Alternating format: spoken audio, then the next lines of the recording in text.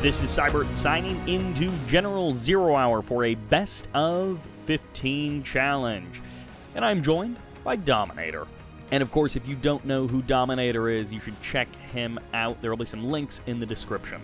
Okay, well this map, Warren, right now is quite a newish map. So whilst you've only just received it by the transfer, probably like us and the viewers, we haven't seen it that many times either. It's called Farmlands of the Fallen. It's quite big and wide open, lots of supplies. And then, yeah, we've got Big SiZe versus ExCaL, two of the most legendary players to play ZeroHour, as I'm sure you're aware. And I'll introduce ExCaL if you want to introduce SiZe. So we've got ExCaL playing as the China tank in the purple in the top right color. Sorry, top right side, rather. And as the USA Air Force in the bottom left-hand side, it's SiZe. Big SiZe, the mighty SiZe. He is from Denmark, Danish Viking, people call him. And we've got ExCaL from the same country as me. He doesn't actually live that far away from me. He's from the UK. Oh, okay. You guys ever do LANs? Well, maybe not in 2020, but like in previous years? Yeah, if we'll ever get a chance to do it at LAN ever again. But no, we haven't. I think ExCaL has been to a LAN before. And he actually won a CNC 3. No, sorry, he didn't win a CNC 3. Yeah, he did win a CNC 3. It was like the I series, which is a series of LANs in the UK. I think it was like I-33, where him and Dackle, you probably heard of a player called Dackle as well. Wow, yeah, you're going old school now. Him and Dackle won a 2v2 tournament together. So yeah, players like these have been around for a while. And yeah, they've been to a few LANs. But myself, no, I've not been to a big LAN. So walk me through this map and this matchup. I mean, most of the games that I've seen in ZeroHour are on Tournament Desert, and it looks like, this is quite a bit different from Tournament Desert, both in the layout of the expansions, but then also just the geography of the map. Yeah, Tournament Desert, probably one of the most played maps of all time, probably the most played map of all time. But this one, like I said, is quite a new one. It's called Farmlands of the Fallen. It is quite a big and open map. I think this is quite a balanced matchup, but I do worry about the Humvees with the combined with the ambulance, about how imbalanced that might be when they get their mobility out on the map. But with this map specifically, you've got quite a few supplies in your base. You've got obviously a main supply, which is in the far corner, but then you've got these little crates to collect from as well, plus many oils as well. So it's quite different to Tournament Desert, where there's quite a few more supplies and a lot more open. Yeah. Not necessarily the same strict 3. I like these barriers breaking up the map, so you don't have like just the strictly 3 attack paths kind of map. It's split up a little bit more. It is, but I think those sandbags actually can be crushed. The tank traps, can't be passed, but there is like a few mountains and stuff. But yeah, them sandbags, a little bit deceiving. The Gatling tanks just drive straight over them. So, so classic Rock V.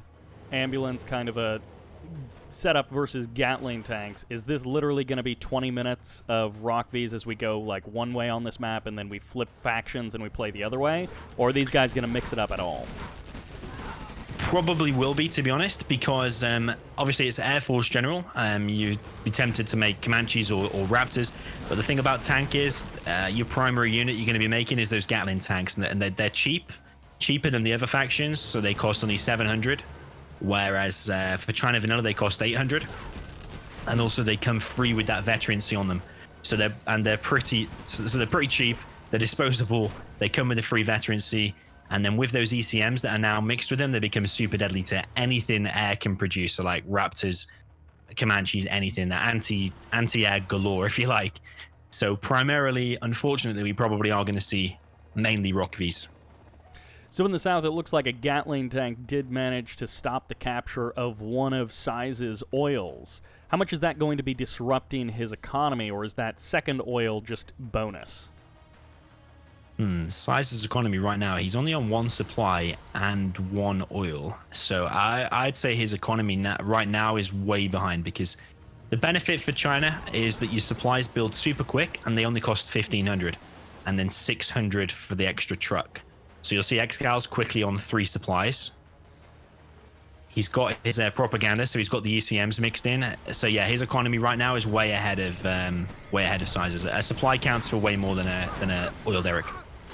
Yeah, it seems like ExCal is definitely much more in control of this game. Now leading a little battalion of Gatling tanks and ECMs that you were referencing. The Humvees are going to try and cut them off, but this seems like it's trouble. This does seem like it's trouble, and especially if they start hitting the Chinooks, which they are doing now, that means SiZe is only getting money from one oil. He's about to have the second one that he has cleared, but he's going to lose these Vs because these Gats and ECMs are so deadly. There's very little these Rock Vs are going to be able to do against them. Wow, SiZe really just letting ExCaL come in here and literally camp his production, camp his economy, and denying absolutely everything that SiZe is trying to do. Even the construction of this strategy center is somewhat under question with all of this firepower nearby. It's very true, and the longer this army just sits there, like you say, the longer SiZe is not collecting. He's got 2 oils production versus the 3 supplies of ExCaL, so the longer ExCaL is just allowed to sit there, the more it's just swaying in his favor, especially with every one of these Vs that's going to go down. And there is already the GG from Big SiZe. Wow, so I get that SiZe is a good player, and like definitely seen lots of great games from him, but the figure that he cut in that game was just totally dominated by ExCaL. Yeah, I mean, we'll see in the reverse. It might be that map and that matchup heavily favors the tank. I do think it probably does favor the tank, and SiZe is a beast with tank, so we'll see how it plays in the reverse. But ExCaL is probably the favorite here. Safe to say he's the favorite. He's won more challenges, and he's an absolute beast of a player. Okay, well, game number 2 then. We have ExCaL this time playing as the USA Air Force in the bottom left. He's in his traditional purple color. And in the top right-hand corner as the blue China tank. Can he redeem himself? This is SiZe. So straight away, I noticed a variation here. ExCal's actually going for the 2 supplies, whereas SiZe, I think he went for 1 supply and the oil cap, of which one of them got denied. So we'll see how ExCal's different build order will fare here against the Danish beast that is SiZe. Yeah, the double supply. So that was definitely a problem, getting your production camped and then getting your production and your economy camped by ExCaL in that previous match. But double war factory as the follow-up for SiZe. So SiZe is looking remarkably similar to ExCaL in that previous game, even sending his dozer out for a potential 3rd supply drop. So yeah, I think that the most safe all-round solid build order that tank can do here, pretty much the only viable build order, is 2 supplies, 2 war factories like he's done here. And he's actually done something that not a lot of players do, which is actually make one of your first units be that outpost. Now, what that outpost will do is scout the drone that is inside of your base. So you see he shot the drone down straight away, and now ExCaL can't see what SiZe is going to be doing, whether he's teching up fast or whether he's going MiGs or expanding to that 3rd supply. It's a smart move already from SiZe. Yeah, Outpost and the Gatling cutting to the north. They're going to run into the fire base from ExCaL, but I assume he's going to, not choose to 1v1 that. The thing about the fire bases are, I think they're one of the best, or maybe the best defense in the entire game. But if you get close to them, they can't actually shoot close range. That's their only weakness. So the thing is, you have to just charge at it and just wait by it, and you can kill it for free. But chances are ExCaL will send a Rock V to help. Yeah.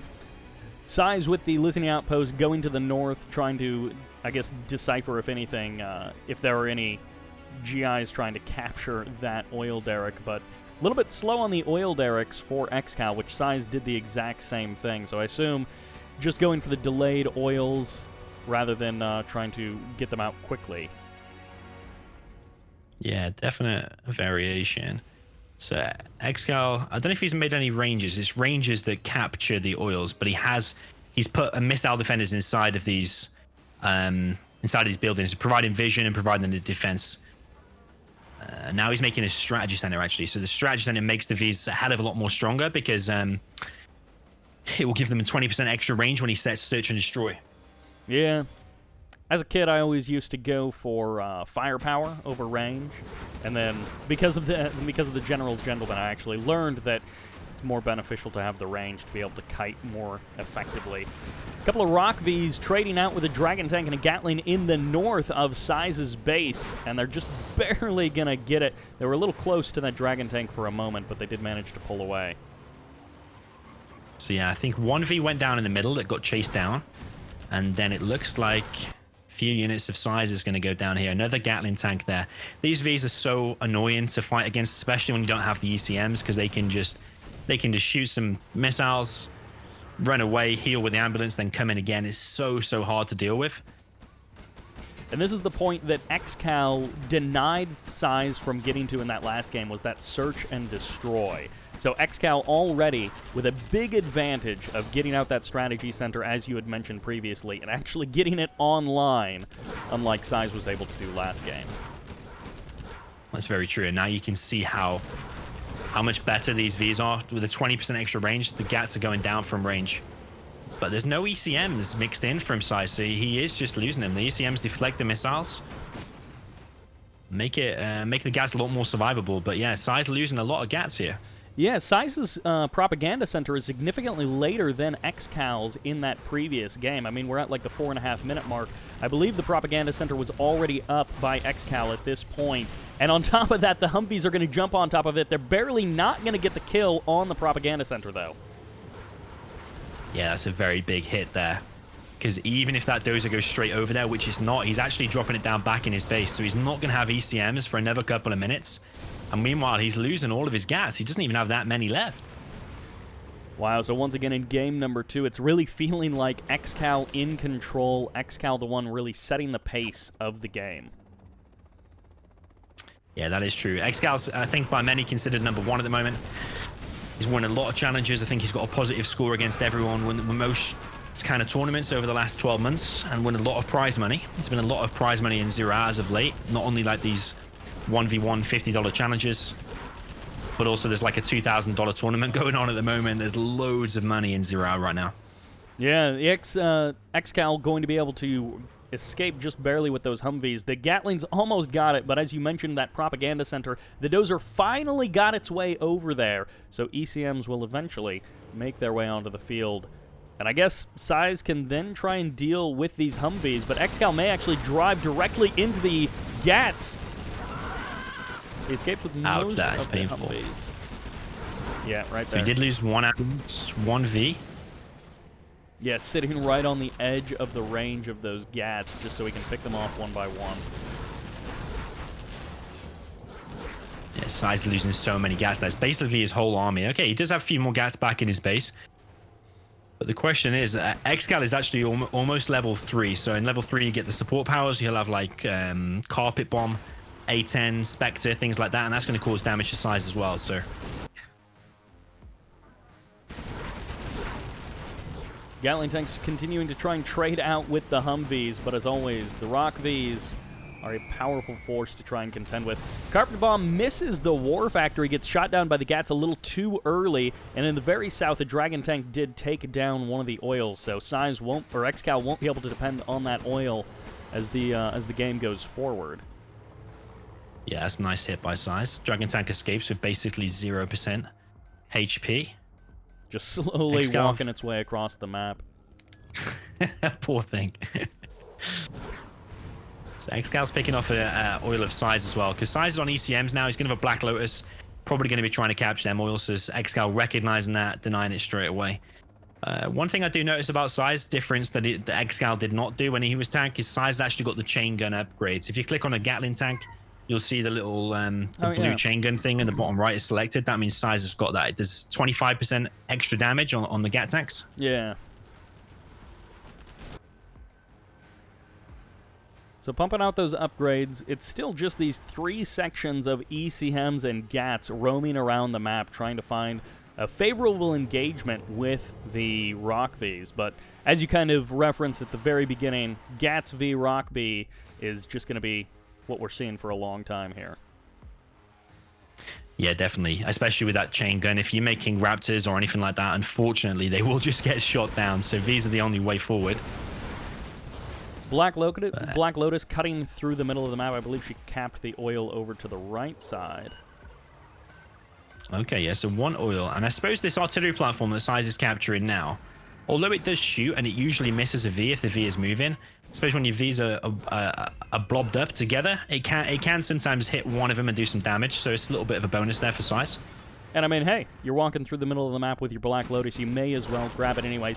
Gats and ECM's going to be engaging against these Rockbees near the firebase, trying to get inside of the minimum range of that firebase, and all of the Gats go down. Every single one destroyed. SiZe thought he had an opportunity there, and he didn't. Yeah, that's an absolutely massive loss for SiZe. SiZe has lost so many armies through this. Like, yes, sure, ExCal's lost the occasional V or ambulance here, but ExCal's definitely had far more favorable trades. Yeah, 1-star general versus 3. Black Lotus is still here, and I mean, the number of times we've seen a Black Lotus sneak by somewhere and do some critical infrastructure damage is, you know, it's not impossible. So SiZe definitely still has a card up his sleeve or something like that. Yeah, certainly. The only thing he has to be careful of is if he goes too close to the search and destroy strategy center. One bonus of the search and destroy is that you have to actually detect stealth, and it's quite a large range as well. So Lotus just needs to be careful of that, otherwise she will get spotted and gunned down before she achieves anything. SiZe continuing to posture, not even really pressure ExCal, but he's just posturing near ExCal in the south with these 3 Gats, and ExCal just continuing to play this game of north and south with the Humvees. He may actually catch out Black Lotus there. He does cut back to the north, does manage to escape, but he loses all 3 Gats for nothing. Yeah, another big loss there for SiZe.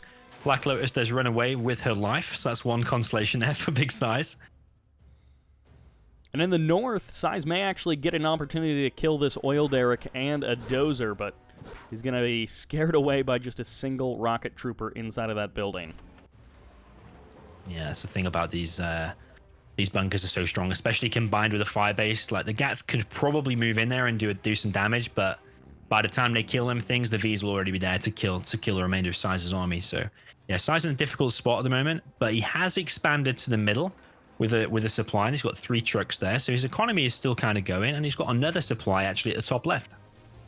Yeah, just now building that final supply there, and I guess this is going to be his economy for the mid into the late game until he gets his hackers up and running. Bunker in the bottom right-hand corner trying to take down the oil derrick of SiZe, but it's not quite gonna work out as the Gats do manage to take that out eventually. My gosh, you were right, it does take so long. Yeah, and he does have like what 7 or 8 Gats there, and he's got that upgrade as well. Completely surrounding what looks like just like plywood on stilts, and it takes like 10 minutes of Gats just unloading on it. So the A10 comes in to try and finish the oil, but the oil does survive at about 10% HP. And SiZe pushing forward with these Gats on this house. Has got a few more missile defenders in there, and the Gats are taking some punishment themselves. Yeah, 1 Gat going down. Another firebase trying to be established in the bottom right-hand corner of the map. The dozer gets eliminated. Is that ExCal's last dozer, or does he still have one tucked somewhere on the map? So he does have a dozer at the top left oil, but he also has his CC anyway, so he can remake as many dozers as he wants. No, I did miss that. Black Lotus did go down in the southern section of the map. She came a little bit too close to the strategy center, I guess. Okay, poor thing. But yeah, I think SiZe really needs to do something really smart at the moment because it's looking bad. Every engagement he takes is losing Gats. But Mix do come in and pick off 2 Vs. Almost getting a 3rd one. Not quite able to do it. Dragon Tank going to be able to clear out the building and just barely does not get it. As the Dragon Tank does go down, and the Humvees, 1 is going to escape with the ambulance. Ooh, Mig comes in, but you do need 2 to ensure a death on a Humvee. So that Humvee does escape because he's got the ambulance there repairing it. But there's another Mig on its way, so if ExCal doesn't move that fast, actually I'm pretty sure that Mig is going down. So yeah, SiZe is picking off the Vs one by one, and there'll only be 5 left in ExCal's base. So the Mig does turn around, actually. Yeah, so in the top left, the supply going down, or being eliminated, rather, from SiZe. But in the bottom right-hand corner, he has rebuilt that supply, so he's kind of reestablished his economy. He also lost it there in the middle of the map. But SiZe doing a good job of trying to reestablish himself and at least somewhat hit multiple spots. But as you mentioned, it feels like SiZe, every trade is better for ExCal, but SiZe is still in this. He still has some kind of an army. and he's still trying to make something happen. Yeah, that's right. It's just SiZe's economy now. He's only got $1,000 because I've got this new version of Gentle where you can see. I don't know if you can see that as well. How much money they've got on the left side? Yeah. ExCaL so sitting just at almost $4,000 in the bank. Yeah, exactly. He has just lost his strategy center, so he will lose the range bonus, and he'll have to remake that, which will cost him 2.5k. Bit of annoyance, so I guess some small victories for SiZe. But again, just overall it feels like ExCaL still in control of the game. Now going to be cutting up to the north along the right edge of the map. Can he actually kill off this oil that he's been trying to kill for 10 minutes of this game almost? Wow. So it does escape on about 2 HP. I think ExCaL was scared of losing more Vs because even though his economy is better than SiZe's right now, he does have 1 oil, 1 refinery, and a couple of supplies left. I mean, if you lose a few of them Vs, they're expensive to replace. So both players have got to be cautious about what units they lose now. Yeah, so ExCaL never really went beyond... He never went for the corner supplies. He never went for the central supply. He's just going to try and rely on the supply drop zones. Is that typical for the USA player to play a little bit closer to the vest and not go for those more exterior expansions? Yeah, I think ExCal's playing this more safe because if you go for one of them expansions as USA, you drop down a supply, which is quite a chunky investment of 2k. And you're probably going to build another Chinook, which is the best part of 1k. And then one GAT can easily just come and disrupt that. So yeah, ExCal's playing it more safe. Just trying to keep within his little perimeter of where the sandbags are, it looks like. So Search and Destroy back online, so those Rock Vs are going to be that much more effective. Some long-distance harvesting there in the bottom right-hand corner of the map. ExCaL trying to sneak away a couple of loads of supplies, but I think SiZe has kind of caught wind of it. Heading down there with pretty much his entire army. Yeah, he has spotted it, sending his army there, but again, he doesn't have any ECMs mixed in with this, and now with Search and Destroy out, unless ExCaL makes a major mistake, he can just kill every single one of them cats without losing even 1 V. So yeah, SiZe needs to get an ECM there fast. One Chinook going down, and he's going to try and kind of partner this up with a carpet bombing, which should take care of the supply. It barely doesn't. He misplaced that carpet bombing. The Gats do manage to grab 1 Humvee. The rest of the Humvees should be able to kite a little more effectively, but the Gats trading as well as they can, and just as you mentioned, Dominator, every single Gat. Yeah, so frustrating to fight that. When you don't have any ECMs, you have no chance with those Gats. I think he did pick off 1 V, so luckily he did pick off 1. But yeah, he lost like how many Gats? Like 10 Gats for that? Yeah, something like that. Basically his entire standing army for 1 Humvee. A more drawn-out game, but not one where it felt like SiZe had that same kind of control over the game that ExCaL had in that first match. So I hope the rest of the series doesn't quite look the same as this, because right now, for a best of 15, it's looking very much in ExCal's favor. It is indeed. I'm just on the final screen where it shows you like how many units were destroyed. So if we have a look at ExCaL, he destroyed 82 units. Yikes. And SiZe only destroyed 38. So that's like more than a 2-to-1 ratio. Their economy was almost exactly neck and neck, but yeah, as you said, the efficiency of SiZe was just completely outmatched by ExCaL. So one thing to take into account, whilst it was a strong start by ExCaL is one who he gets the format and the maps, and he likes to come up with a strategy, and that was his map choice and his matchup choice. And now it'll be SiZe's turn to choose. So we might see him pull some kind of trick out of the bag with one of his matchups.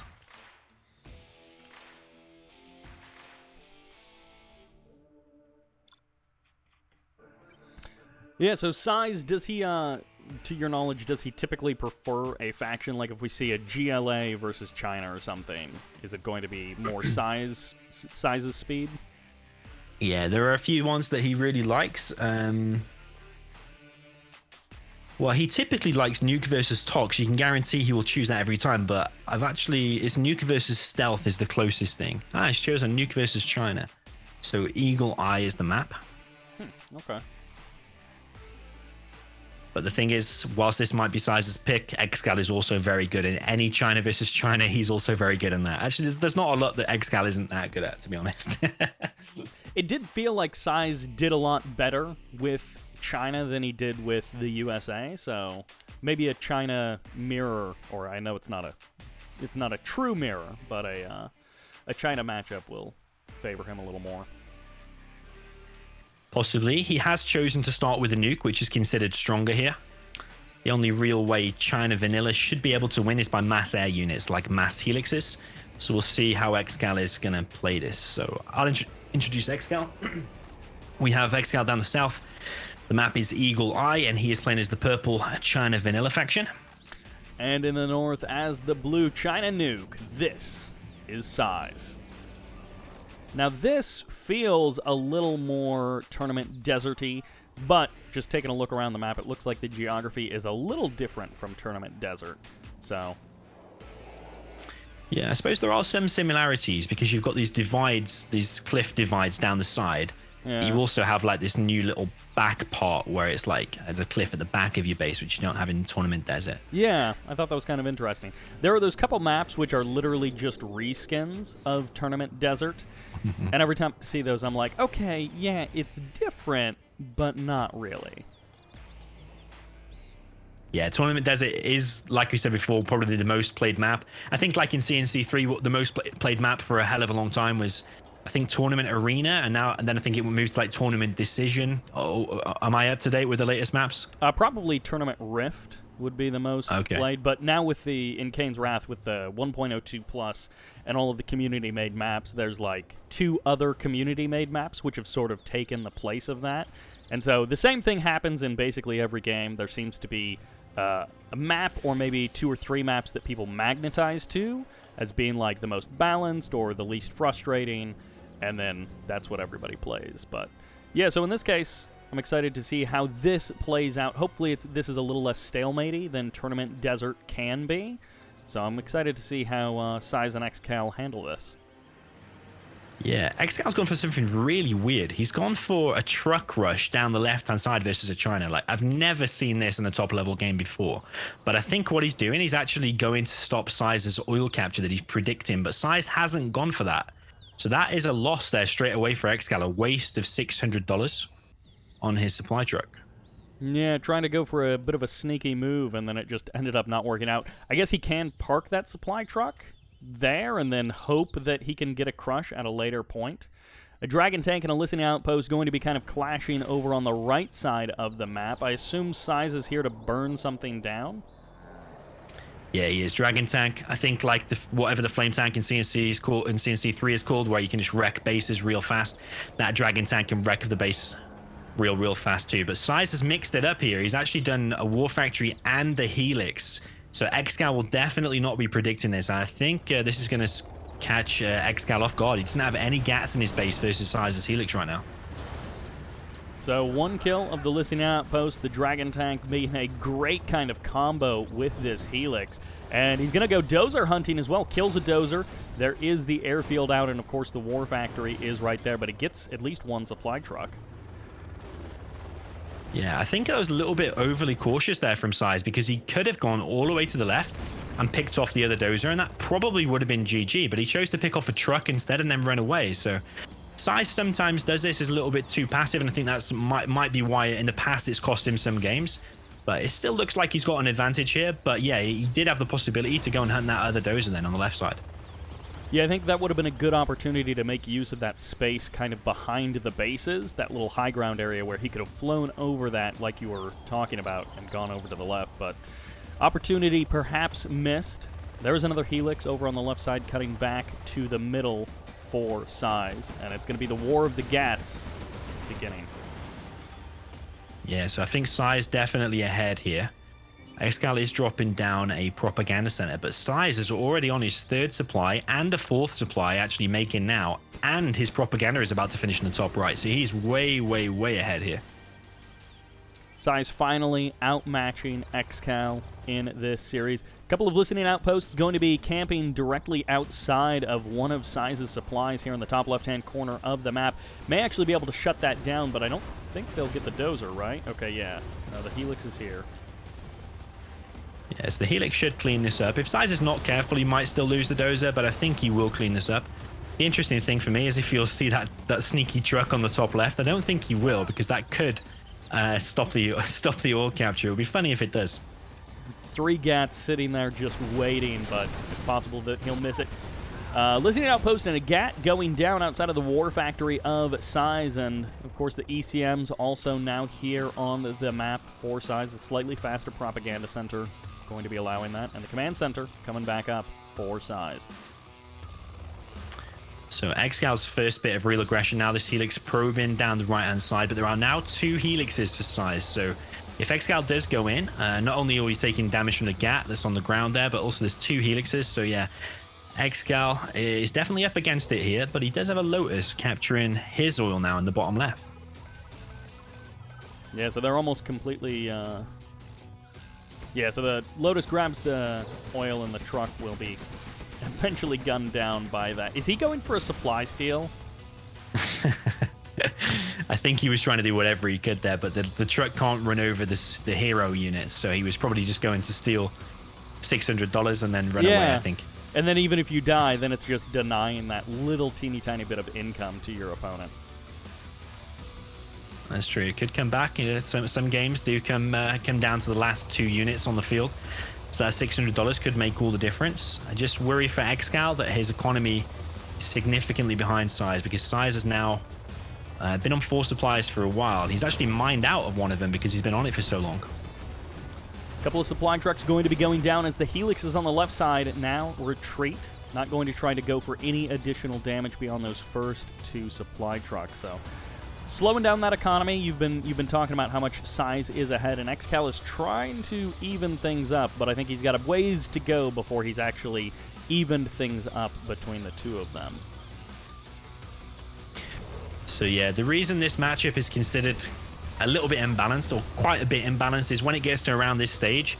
If SiZe just puts gats around the map to defend against Helixes and then just comes in the middle with Overlord's ECM, there's very little ExCaL will be able to do about it, because ExCal's main unit or main army throughout this whole game is just going to be those Helixes. So SiZe knows this. That's why he's spreading gats all over the map, as I'm sure you can see.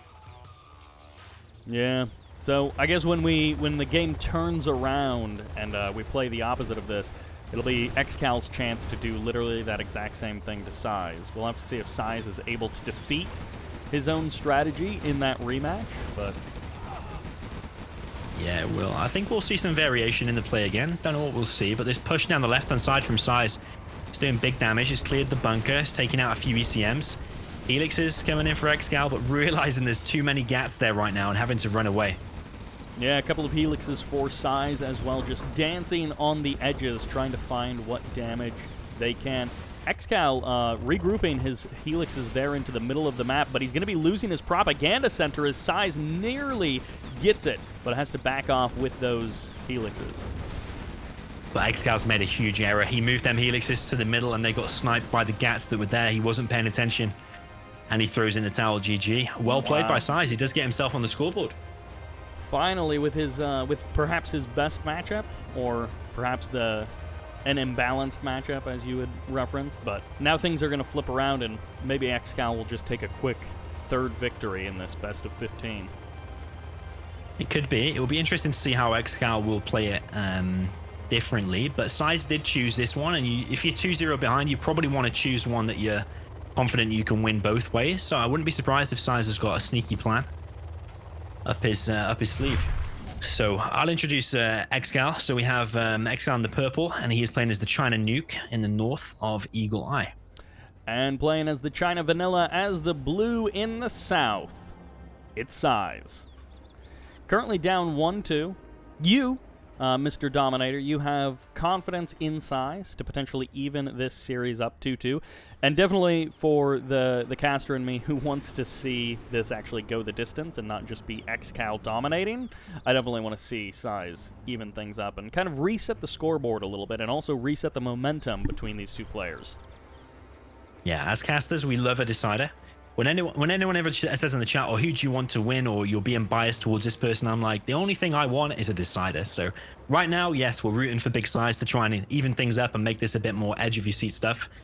He's gone for 2 supplies and a War Factory barracks. So let's see how this is going to fare for him. And it's double War Factory from ExCaL in the north. So mirrored builds up until that second War Factory versus that barracks. What is he hoping to accomplish with these rocket troopers? I think he's going to try and grab the bunkers in the middle. So there's like a little church building on the left-hand side. It's actually not that strong, but it is still a nuisance towards any tanks coming through. And he's trying to grab that middle bunker, the one that's like a little shack that you said that only on 4 legs. But that's actually quite a strong bunker to get hold of. But I think he's going to be a bit late to there. ExCaL is going to now see his RPGs. Yeah, so it almost begs the question, is it better to, if you are going for that, go for the listening outpost and unload the RPGs in that bunker? I mean, in this case, the listening outpost got sniped, so it didn't actually work out for ExCaL at all. Yeah, it did look like the outpost was faster to get that bunker if you went straight for it. But yeah, ExCaL was not interested in that. He just wants to pile the aggression on. But SiZe might grab the bunker. His guy does get gunned down. He should be able to grab that, like, church building that you referenced over on the left side, so that's his consolation prize. He didn't get what he wanted. He's going to have a little bit of trouble with this dragon tank. He has 2 RPGs, going to be able to target it down, but he loses the GAT to a Battlemaster and a GAT of ExCaL. Is this just over for SiZe? This could well very be over. SiZe's Helix is now out, but it's got nothing inside of it, so it's just an empty Helix. It's going to do basically next to no damage to the GAT. So yeah, this could be a very quick one. I think you were right when you said before, is this going to be back to ExCaL just dominating? And this one certainly looks like it. I mean, he is going hard for this dozer after he got the supply truck. The dragon tank wasted the War Factory, and now 1 dozer down. The second dozer is nearby, but it looks like the Helix may be able to deal with this GAT. Ooh, barely gets it. So yeah, I think in a desperation move, SiZe made a Gatling cannon on the Helix just so he could 1v1 that GAT, but now the Helix is going to go down. So yeah, GG already. Wow. Well, he lasted 3 minutes and 11 seconds. You were right. So ExCaL puts another point on the board, a 3-1 score. But, I mean, it is a best of 15, so normally I cast best of 5s, best of 7s, maybe the occasional best of 9. But with a best of 15, there are so many games that it feels like SiZe isn't even in danger yet. So yeah, we have ExCaL in the south of Liquid Gold. He is playing as the purple, GLA Vanilla. And in the north as the USA Vanilla, as the blue, down 1-3. This is SiZe. So this yeah, he's got his back against the wall. Yeah, this feels a little more tournament deserty, like with the split of the supplies left and right. It's a north versus south map, and then you do have kind of the 3 paths along which you would attack. Yeah, it does not. I think like we were saying before, like every game has its most popular map, and people see that as tournament desert in ZeroHour, and then they think, okay, that's really successful. How can I make something different but try and still resemble that same feel? So it still has the same success but be different as well. And I think, yeah, like you say, a lot of the maps are centered around it with a different skin. So the first time we're seeing GLA in this series, it's been all China, all USA up to this point, but now we actually get to see a little GLA. What should we be looking for between these players? Is ExCaL just going to dominate with all 3 factions, or is SiZe going to have something against GLA? So I think this is kind of a balanced matchup up until the kind of mid to late game. So SiZe needs to push out with those Rock Vs and close down the arms dealer before kind of the midpoint. But ExCaL will probably be trying to cause as much damage as possible to stop SiZe getting that kind of massive V count. So you'll probably see a lot of aggression from ExCaL early on. And SiZe looks like he's going for an eco boom in the sense he's going for three of the oils on his side of the map. So he's got 1 on the left, One in the back of his base, and the top right one he's just getting as well. He was also trying to go for a bit of a crush with the dozer, but he got caught out by 4 RPG troopers, and now a technical is going to finish off the dozer. And is he going to get even one worker? He doesn't even get one worker. He gets literally nothing with that dozer. Yeah, and he's actually given the scrap to ExCaL as well, which could come back to pick off a V a little bit later on. And ExCaL, meanwhile, TT'd the power plant of big SiZe, so SiZe is now dropping down another one. That'll just slow his economy. Well, not his economy, slows down his production a little bit because your production is halved whilst you're on low power. Yeah.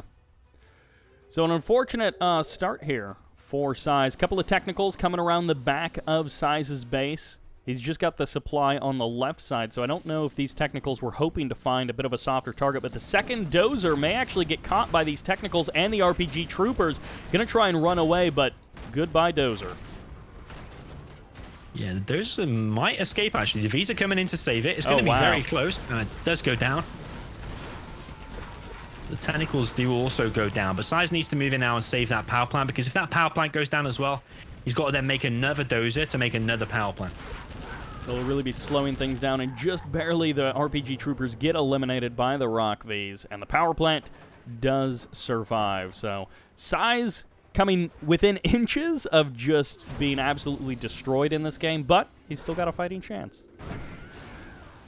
Yeah, so SiZe is now getting that kind of, what do you call it, when you get the right mass of something, critical mass of Vs. He probably needs maybe 1 or 2 more, and he can push down the middle of the map and do some serious damage to ExCaL. But meanwhile, ExCaL is getting a flank position on the right-hand side with his tunnels. Going to be able to grab the artillery platform as well. This technical is just sitting next to that artillery platform, but not actually doing anything. Yeah, interestingly, SiZe actually has the artillery platform, so it's he shooting that to, building in the middle. You see that? He managed to grab it.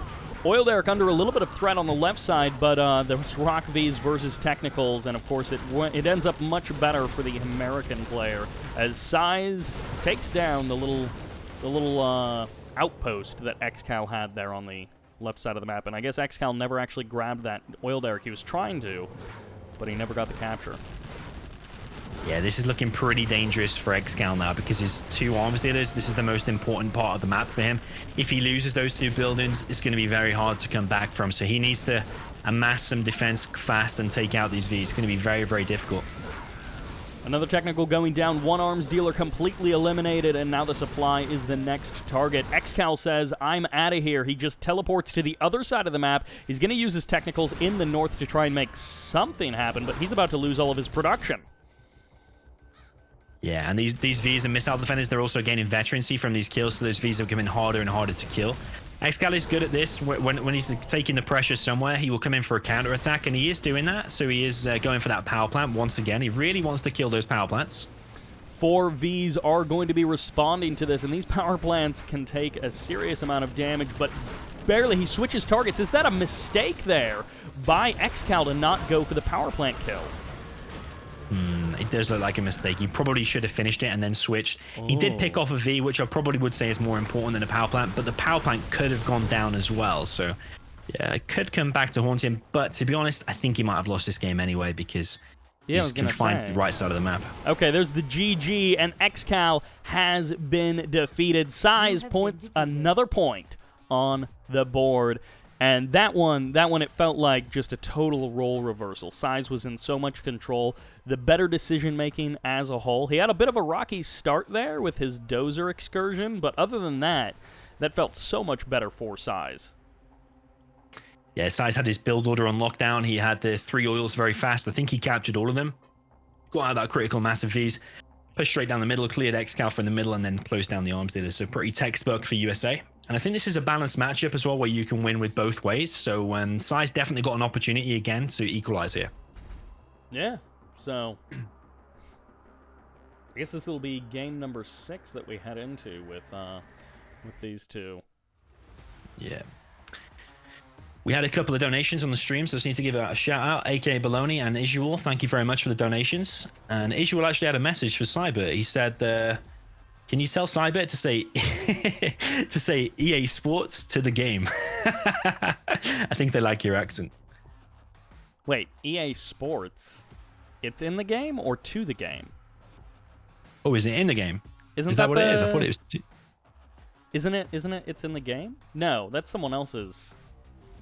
Thing is, on my Zero, I deleted the intro, so I never see it anymore. I thought it was EA. Is it EA Sports to the game when you're playing FIFA? I don't know. I don't play any of the sports games, but... Oh, we really should know this. Well, maybe we'll research it, and maybe we'll ask Sybert to say it a little bit later. No, we don't need to know the taglines of multi-billion-dollar corporations. That's what true. they want. They want you to think of that tagline. Don't think of the tagline. All right, so it's going to be GLA versus USA, but the reverse, so ExCaL playing that USA. And I'm excited to see what SiZe does with the GLA, if we're going to see lots of tunnel action, see him punching around the map.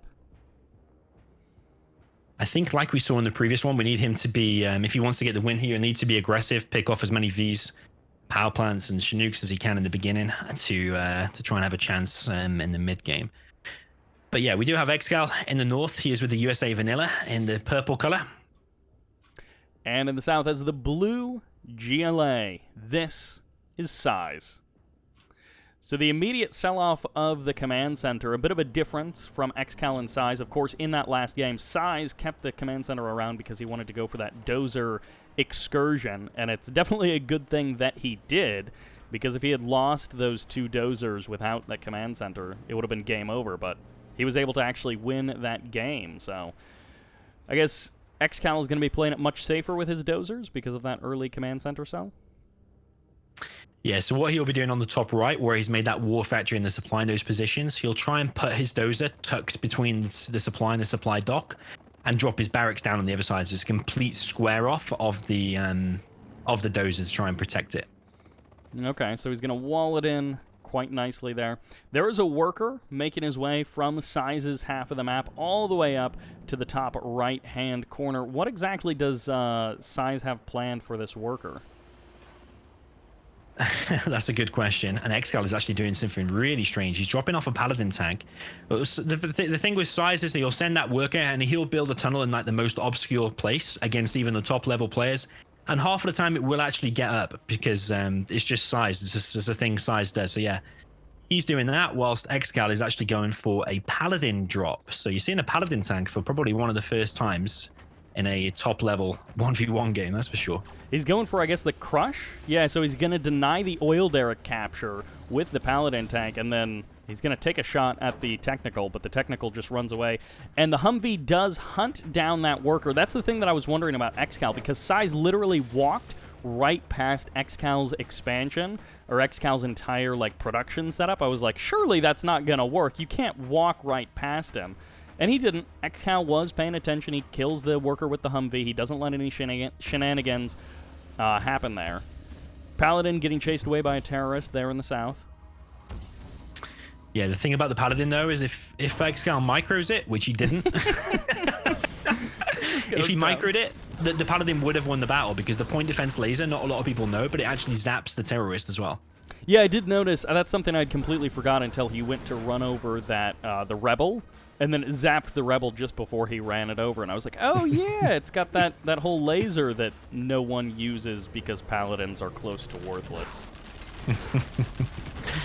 Yeah, a lot of people ask why a Paladin's so bad. I think there's like 3 reasons that amount up. So like they cost the General's promotion. They cost a lot more than a Crusader. So it's like $200 more than the Crusader. And they build slower as well. So you combine those 3 things, and yeah, they, like you say, they do become worthless. Toxin Tractor there in the middle of the map gets shut down, and a technical, we're jumping up to the north with a couple of quads, going to try and make something happen, but the Rock Vs are here to shut everything down. Not even a Chinook goes down. SiZe kind of switching targets, targeting the Chinooks for a moment, then a Humvee. Is that... that doesn't feel worth it. Was that a good move by SiZe? Well, he did pick off 1 V. I'm not sure how many missile defenders were in there, but I would say every V you can pick off is a bonus because, like we saw before, when he gets like 5 Vs and an ambulance together and pushes down the middle, that's a real hard thing to combat. So every 1 V you can pick off at this stage, you probably will take it. Okay, so ExCaL getting hurt a little bit there, but maybe with the better end of the trade, we'll have to see how much that 1 V has cut down his numbers. But He's up to 4 Humvees and an ambulance now cutting through the middle of the map. A couple of quads, couple of RPGs in the top right-hand corner going for a bit of a counter. Yes, so ExCaL's got a very important decision to make right now. Does he want to continue this aggression and try to defend at home somehow, or does he want to go back with the army? He's going to try and defend, while SiZe is going to be in a difficult situation himself, because he's probably going to lose his main base now that he's done this quad RPG push on the top right. Bit of a base trade. We did actually see a second Paladin get constructed in an amazing feat that, again, no one has ever seen in a general ZeroHour game before. But a bit of a messy engagement on both sides. It looks like ExCaL is just dominating through building after building, though.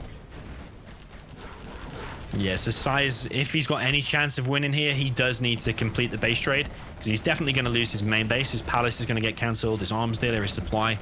So at least he's forcing ExCaL to sell at the top right here, but ExCal's making a new home at the top left with his second fire base going down. So ExCaL trying to stabilize, but SiZe has almost nothing to stop ExCaL back home. 2 Vs and a Paladin. I'm not sure how many actual rocket defenders are inside, missile defenders are inside of those Vs. And the firebase is not quite done yet. The quad's not jumping on it, but they're going for the Chinooks instead. They choose not to close the distance, and yep, SiZe is going to have to back off. Very interestingly, SiZe actually got 11k. So SiZe is known for being obviously one of the best players, but he also at stages will float an insane amount of cash. We just saw him there with 11k. Wow. He is now spending some of it because he's building a new base, the same place where ExCaL was building that new base in the previous game. So SiZe is going to try and mount some kind of a wonky comeback. He's got at least 3, 4, 5 oil derricks, so he does have a decent amount of income despite how much he's been disrupted. But are 5 oil derricks going to be enough for SiZe? Well, for SiZe, I think he's still got a chance, probably more chance than ExCaL did in the previous game. Okay. But these quads, like we saw in the air and tank game, the Vs can just kill the quads one by one with the correct micro. But if you have a load of tentacles out, you can surround the Vs, and you can generally win a lot of engagements. So yeah, SiZe likes to make the quads, but will that cost him the game? We're yet to see. Little base on the left side of the map going down. ExCaL continuing to rack up more and more veterancy on this little squad of Vs and the ambulance. And for now, SiZe is, well, just rebuilt literally everything there on the right side of the map. Yeah, a bit of a desperation supply. He built that supply way out in the open just so he could get his arms dealer down. But if he'd just built it a little further south, like where he's done his other one now, that other one wasn't needed. So yeah, he is selling that original one now. Gets rid of it. ExCaL backs off. He's heading back over to the left side of the map, kind of regrouping. The command center coming back up for ExCaL in his kind of new main base there in the top left-hand corner. And ExCaL is going to be stealing one of the oils back from SiZe. So SiZe, as you mentioned, has pretty much spent almost all of his cash. He's down below 1,000. All that cash that he was floating for so long, he's finally reconciled that. So yeah, the point SiZe wants to get to now is he wants to hold on until he gets that palace up, because when he gets the buggies, buggies and quads are basically complete anti-Vs. So ExCaL needs to stop this palace or do the damage now whilst he's got the kind of army advantage. Ooh, but that was a painful shot from the artillery platform. The artillery platform actually coming in to be a factor in this game. I think it just claimed another V as well, or did some big damage. The bunker, or the building rather, does die. And for now, 4 Vs managed to escape. So yeah, very, very interesting game. But like you said before, a bit of a wonky game. Yeah, SiZe will be trying to mount a wonky comeback. But yeah, ExCal's on a bit of a timer, because once that palace is up, the amount of buggies that's going to be out for SiZe is going to be scary, because they can just shoot these Vs from range. It's going to be a hard time for ExCaL. ExCaL splitting a single Humvee down to the south. He's going for some kind of harassment, or maybe he's going to try and shut down this supply, but he's going to get jumped on by a quad, and that's a double vet or a triple vet quad, a double vet quad, which takes down the Humvee. So yeah, ExCaL now expanded to a second supply. He's collecting from the center left supply, and he's got himself 2 oils, I think. Yeah, he has got 2 oils, so his economy's not that bad. But this palace is almost finished, so ExCal's still on a bit of a time limit. The quad's mostly in the bottom left-hand corner of the map, not near a tunnel to teleport back home, which means these Humvees are pretty much uncontested. There are still 4 quads inside, but they get jumped by the A-10. The Warthog kills at least a couple of those quads, and another one steps out of the arms dealer, but it barely manages to escape. Yeah, that was a really painful hit for SiZe. Popped out his quads. I think there was like 3 there, and instantly the A-10 comes in. So it shows you how well ExCal timed that support power. Comes in and takes the quads out as soon as they pop out. But this massive army of quads, like you said, pushing down this left-hand side, stopping ExCal from collecting from the mid for now. ExCal coming back over to the left side of the map with his Humvees. I don't think he did quite as much as he was hoping to do there on the right side of the map. The palace wasn't even really threatened, and this has bought SiZe a little bit more time, but can he keep his quads alive, I think, is the real question. So yeah, I think those quads are guaranteed to go down, but the question is how much damage can SiZe do with them? He does pick off 1v, and importantly takes out that oil there. So ExCal's economy has been hurt, and the main reason he's probably done that is to buy himself time. So now he's got his first buggy out, and that becomes a lot easier for SiZe to deal with the Vs. A fresh supply opening up in the bottom left-hand corner of the map for SiZe. 2 more quad cannons in the top side of the map going to be going hunting. I don't know, they're looking for search and destroy finally coming up. So the strategy center is up for ExCal. And these quads in the north not quite finding anything. So yeah, ExCal's recognized that SiZe has gone for that supply in the bottom left and gone to clear it. It's going to clear this sneaky tunnel that SiZe was trying to build as well. SiZe not going to cancel it. Not going to get his $800 back, but the question is how many buggies are out. I've only seen 1 or 2. Ooh, I did see 3 actually. There is 3 inside the tunnel, I think. And they pop out just to the north of the Humvees. They do manage to get off 1 volley. None of the Humvees actually go down just yet. A couple of black markets going down with the supply in the bottom right-hand corner, but 1 Humvee gets sniped very nicely there by SiZe. And that clock that you were talking about, well, it's starting to run out for ExCal. Can he do enough damage with this push that the buggies don't matter? There's a lot of buggies. Yeah, there's a lot of buggies, but because these Vs are tucked behind this supply, and because this cliff terrain, the buggies are going to have a difficult time getting a decent angle there. And SiZe has taken a lot of damage, because not only is his bottom left supply now been cleared, but now his bottom right one, and he's just lost an arms dealer there as well. So SiZe not on the greatest of economies right now. Missile defenders and Humvees coming together on the right side of the map, both in the north and the south. So I don't know, maybe ExCal is going to try some kind of double-pronged attack. A quad cannon steps out in the north and gets taken down. So everything's coming up ExCal in the last minute or so. Yeah, and ExCal's just killed SiZe's oil in the bottom right. So SiZe is now only on... He's got 1 black market, 3 oils, and 1 supply. But actually, if we compare that to ExCal's, he's on, like, what, 2 supplies and 1 oil? So it's not that far off, even, I suppose. Yeah, SiZe once again floating 4,500 credits, just spent 2,000 of it. But I guess we'll have to see if he can tend, because they both have pretty good standing armies. And more so, I feel like ExCal has a bigger, scarier standing army. So even if his economy sucks for the next couple of minutes, if he can keep his army alive, he may still be able to do quite a lot. Yeah, the amount of Vs getting out now is getting pretty scary. So he's got them 3 Vs down the bottom, which are pretty much 2 of them are triple vet and 1 of them is a vet 2. But then he's got this new army at the top as well. He's got search and destroy. So yeah, his army's pretty scary as well. And he still has the Paladin. Not for long, but he's still technically. And it's dead. Such a shame to see a rare tank go down that way. I can't believe that in a best of 15 we actually saw 2 tanks get constructed by a USA player. Not something I would have expected to see even if we had 30 games to watch. But in this case, it did actually happen.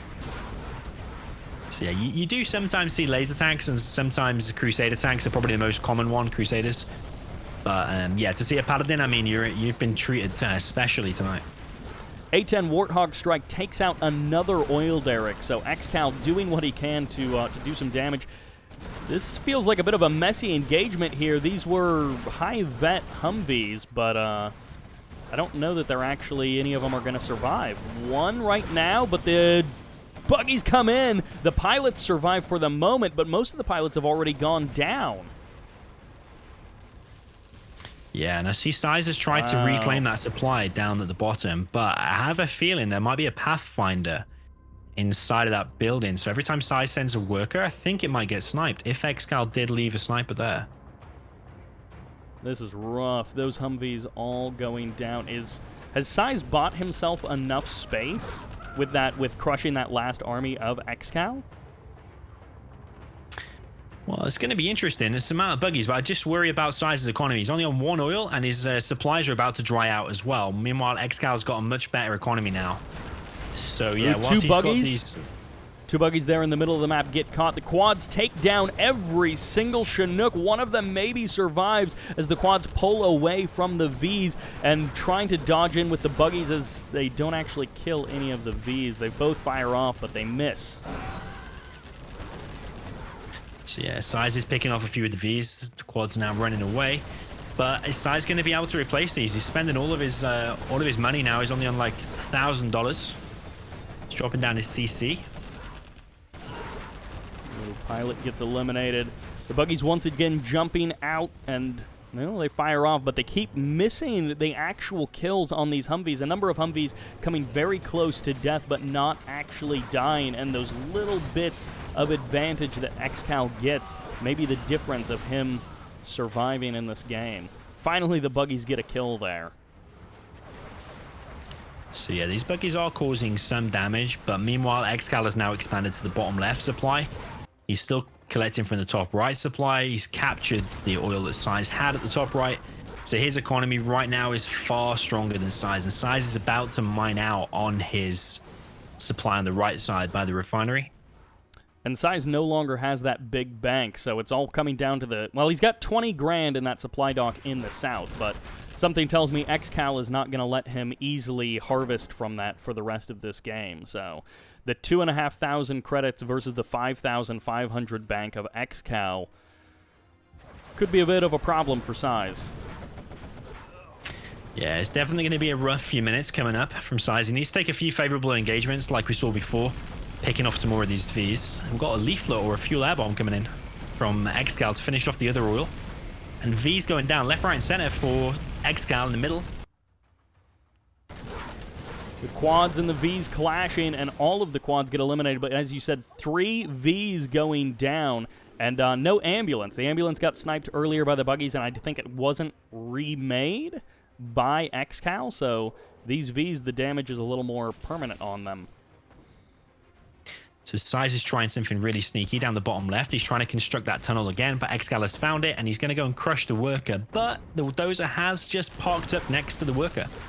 Instead of actually going for the kill, they're just talking next to each other there. Tunnel goes down in the bottom right, and the pilot doesn't actually jump inside of that Humvee. All of these workers are going down. The supply will be destroyed as well, and SiZe has nothing in the area to actually stop this. Yeah, SiZe's army is out in the middle, and it's only 2 quads and 2 buggies. Meanwhile, ExCal's economy has got 5.7k in the bank, and SiZe's supply, like you said earlier, SiZe is not going to be allowed to collect from that for very long, and a few minutes later, ExCaL is there to clear it again. So yeah, looking pretty rough for SiZe. I think this is going to be a GG. A win for ExCaL, it looks like. SiZe definitely putting up a good fight as we actually get towards the 20-minute mark in this game. A lot of these matches being much quicker than that. But in this case, SiZe putting up a really good fight and definitely nearly taking it from ExCaL. But yeah, ExCaL feeling much more in control in the last couple of minutes. So yeah, SiZe is actually doing quite a nice push here. It's just it's going to run out of steam soon because he hasn't got that much economy to replace it. Meanwhile, ExCal's Vs are coming in from the south. And every unit that gets picked off from SiZe here is not going to be able to be replaced unless he starts probably selling buildings. One V goes down, another one very low on health, but manages to escape. And, yeah, okay, so he escapes with 4 of those Vs and a ton of missile defenders. 2 buggies, they just went to nowhere. Why were they even there? Trades out both of the buggies for nothing. Yeah, that's a bad loss that SiZe cannot afford to take. Comes in with 2 more buggies. Does manage to pick off 1 V. Keeping those V numbers down has been a full-time job for SiZe, and sometimes he's looked just fantastic at it, but other times he's just looked full of mistakes when he's trying to snipe those Vs. So A10 comes in, has cleared that tunnel, cleared this building, and the buggy's coming in once again. SiZe just keeps finding these buggies out of thin air and taking out more and more Vs. ExCaL now only on 3K.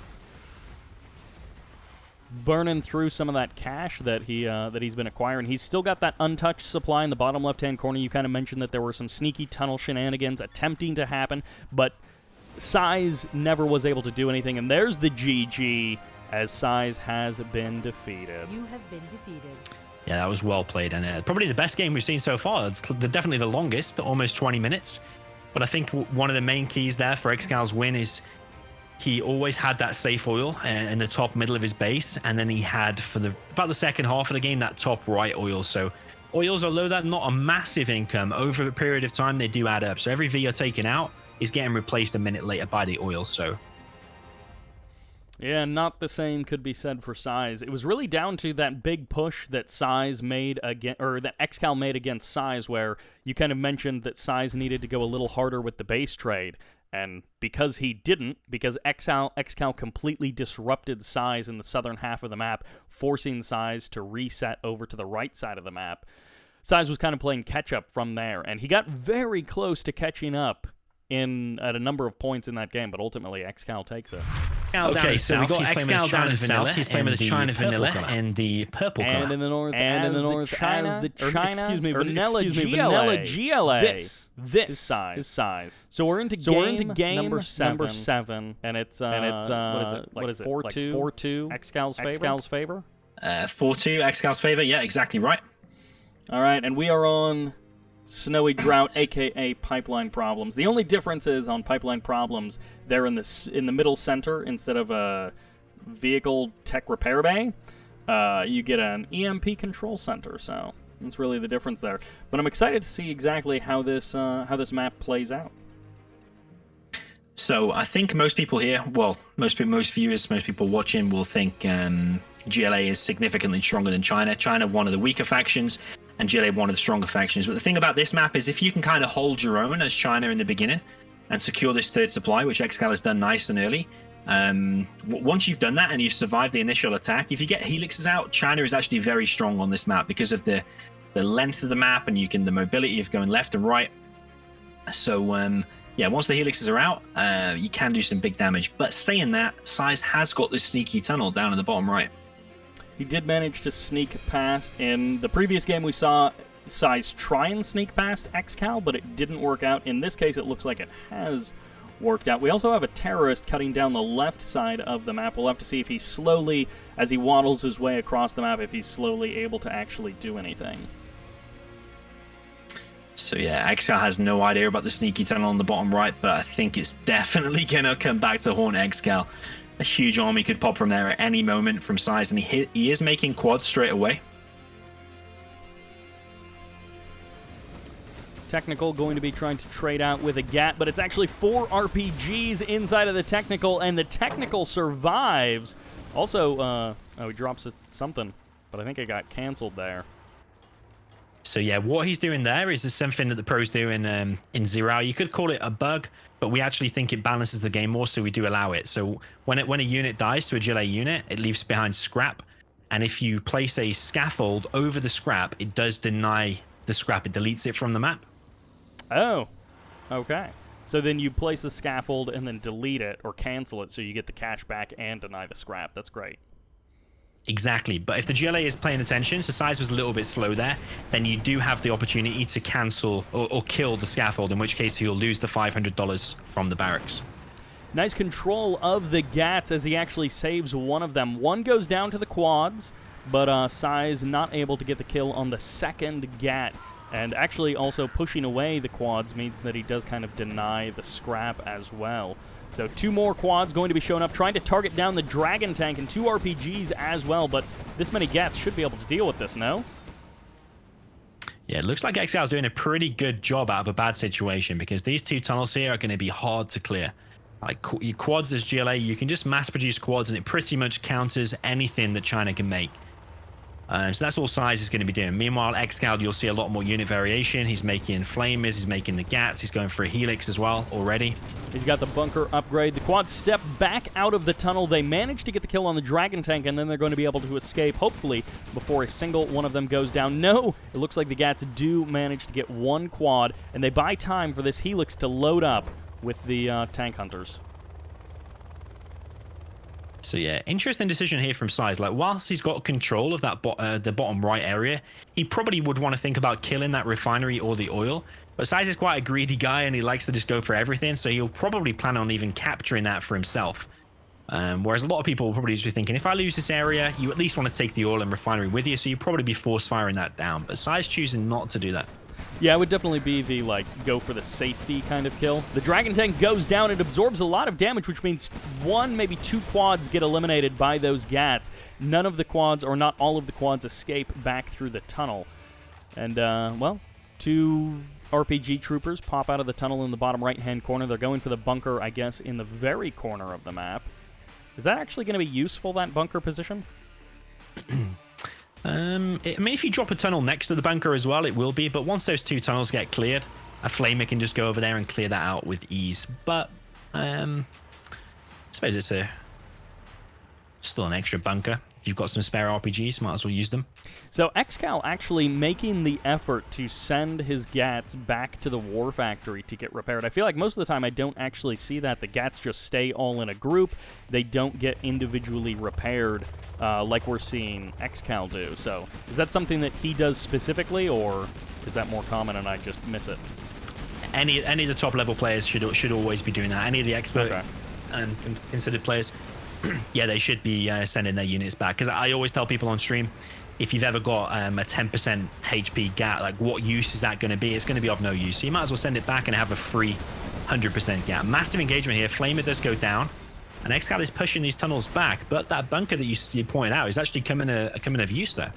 Surprisingly, it does come back, and the tunnel does finish just in time, so two tunnels being eliminated, but a third one has already been established, which means the quads do manage to escape. A fourth tunnel trying to be constructed there by ExCaL, or by SiZe, excuse me. And ExCaL, as we kind of mentioned, SiZe should maybe force fire down the refinery, and as it turns out, he didn't need to, because ExCaL burned it down for him. Yeah, that's true. And if this game does play out into the late game, even if ExCaL manages to clear this, that refinery knocks 10% off the price of all your vehicles. It does add up if you're producing a lot of GATs, like we're seeing. So yeah, that might come back to hit his economy later. Meanwhile, SiZe has got his own refinery, got his oil. It's on two arms dealers and taking over pretty much most of the map. All right, the helixes are nearby, but they're not going to be able to safely engage. A couple of Inferno cannons are being mixed into this army, and ECMs are here as well. All of the quads jump inside of the tunnel and do try to escape, but now is going to be SiZe's, or ExCal's, opportunity to try and clear SiZe out of the bottom right-hand corner of the map. Yeah, so you do need 3 Inferno cannons to create the firestorms. You'll see at the moment they're not creating a firestorm, but now this third one is going to join. That will cause massive damage to this area very, very quick. And I don't think that SiZe is teched up, so he's going to have a hard time against these Infernos. Black Lotus also here, just to go for the cap of the oil derrick, I assume. And then, yeah, these tunnels going to be getting cleared. A 5th tunnel is there in kind of the bottom left corner of this little area. But I assume that's also going to get cleaned up by ExCaL. So yeah, whilst ExCaL has been dealing with this, he also sent 2 helixes across the map. If you look towards the top oil, you can just see the last one gone down. You can see the chassis. So yeah, that was a big moment. He sent 2 helixes there, and both of them have gone down for basically nothing. Bit of a mistake there by ExCaL. ExCaL does clean up that final tunnel, but yeah, losing those helixes for nothing is certainly not what he wants. So yeah, SiZe needs to finish that palace ASAP, because these Inferno cannons will be able to wreck every tunnel and every defense that SiZe has. So SiZe needs to keep ExCaL as busy as possible in order to get that palace tech out, and you'll either go battle buses or buggies to try and combat these Infernos. RPGs and a worker trying to make their way to the south, but they get caught in the firestorm by ExCaL, and ExCaL slowly but surely moving his way north, clearing everything GLA out of the map. Yeah, that's for sure. And ExCal's just got 1500 XP, as we can see on the left-hand side. So that means he will be able to use a carpet bomb and artillery now. He'll probably want to time it well, like he did before we saw with the A10 when he took out them quads. Are we going to see something as epic as in that game we just saw before? Yeah, now one thing that I do want to, you kind of mentioned SiZe grabbing the refinery earlier, and something I want to mention as well is he's got the repair bay on the left side. It feels like SiZe is trying to play a very efficient game, and ExCaL is going for like the big punch with all of the firepower. But we have kind of ships passing in the night as a huge group of quads passes the entire army of ExCaL, and the carpet bomb, is it going to actually get it? Does kill a few quads. About 5 quads went down there to the carpet bomb, but now these quads are split up a little bit. They're taking some damage from these GATs. A few MiGs got picked off there, but ExCal's now coming back with his whole army of ECMs and GATs. And this will give ExCaL a load of XP, but I think what SiZe is trying to do is buy himself time to get these buggies out, because we can see the palace is now up and he's dropping down his first black market. A war factory for ExCaL going to be getting eliminated by these quads, and it looks like at this point SiZe is almost just happy to trade out these quads to buy himself more and more time, as you mentioned there. So he's driving further and further away from this GAT army. At the same time, ExCal's advance to the north has been pretty much shut down. The quads jumping on these Inferno cannons, grabbing 3-4 of them as the MiGs clear out the quads, but almost every Inferno cannon has gone down. Yeah, that is an absolutely huge hit. Really, really smart play there from SiZe. Catching the Inferno cannons out, recognizing that all the GATs had gone down the south, and then picked off like 5 Inferno cannons. So really, really smart play there from SiZe. But the only bad thing for that is that ExCaL has killed a hell of a lot of units and got a lot more XP than SiZe does. Okay, so I guess we'll have to see if SiZe can do something about that XP difference, because you're right, throughout this whole game, but especially in the last 1 to 2 minutes, ExCaL has been winning the engagements piece by piece. SiZe has been making some smart moves, but ExCaL has actually been killing more stuff. Yeah, and if SiZe loses control of this third supply, which it looks like he might, because once these Infernos get there, that supply is going to be denied. The artillery does kill all the workers. Yeah. Now these Inferno cannons clearing this left side island. That repair bay that we see in the middle is a very important building, because it repairs all of your vehicles, even whilst fighting for free. So massive, massive building to get. ExCaL decides to not actually kill it. He kind of turns away even before the tunnel is completely gone. He sends the Inferno cannons north, as DoMiNaToR just mentioned, and, well, the supply is going to go down. There isn't a whole lot here from SiZe to stop that. He's trying to jump with the quads, but most of ExCaL survives. I guess he does lose 3 Inferno cannons. Yeah, he did lose 2 or 3 Inferno cannons, which is good. SiZe wants to pick off as many of them as he can. So whilst the Inferno cannons do a lot of damage, they're very weak in terms of HP. You only have to shoot them for a little while with the quads, and they go down with relative ease. But ExCaL has kept 3 alive, and he is creating a firestorm on that supply. Worker is burning alive there in the firestorm. More tunnels being cleared here.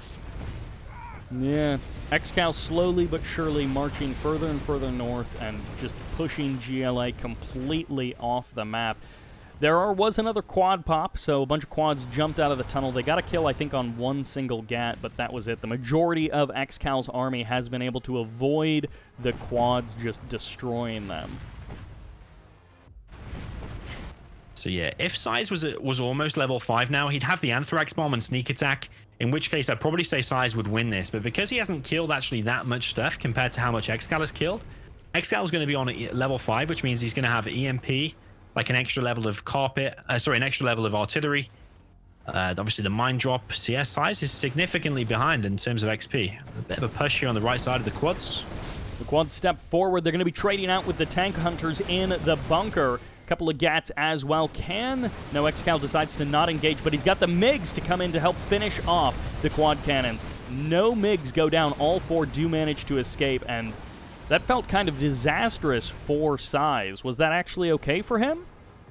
Nah, that was a bad one. A bad decision, I think, by SiZe. But I think it might have been a bit of a desperation move, because he's got very few forward tunnels. He's actually got no forward tunnels anymore. So he kind of felt he had to attack somewhere. He chose to attack there, but yeah, he lost all of his quads once again.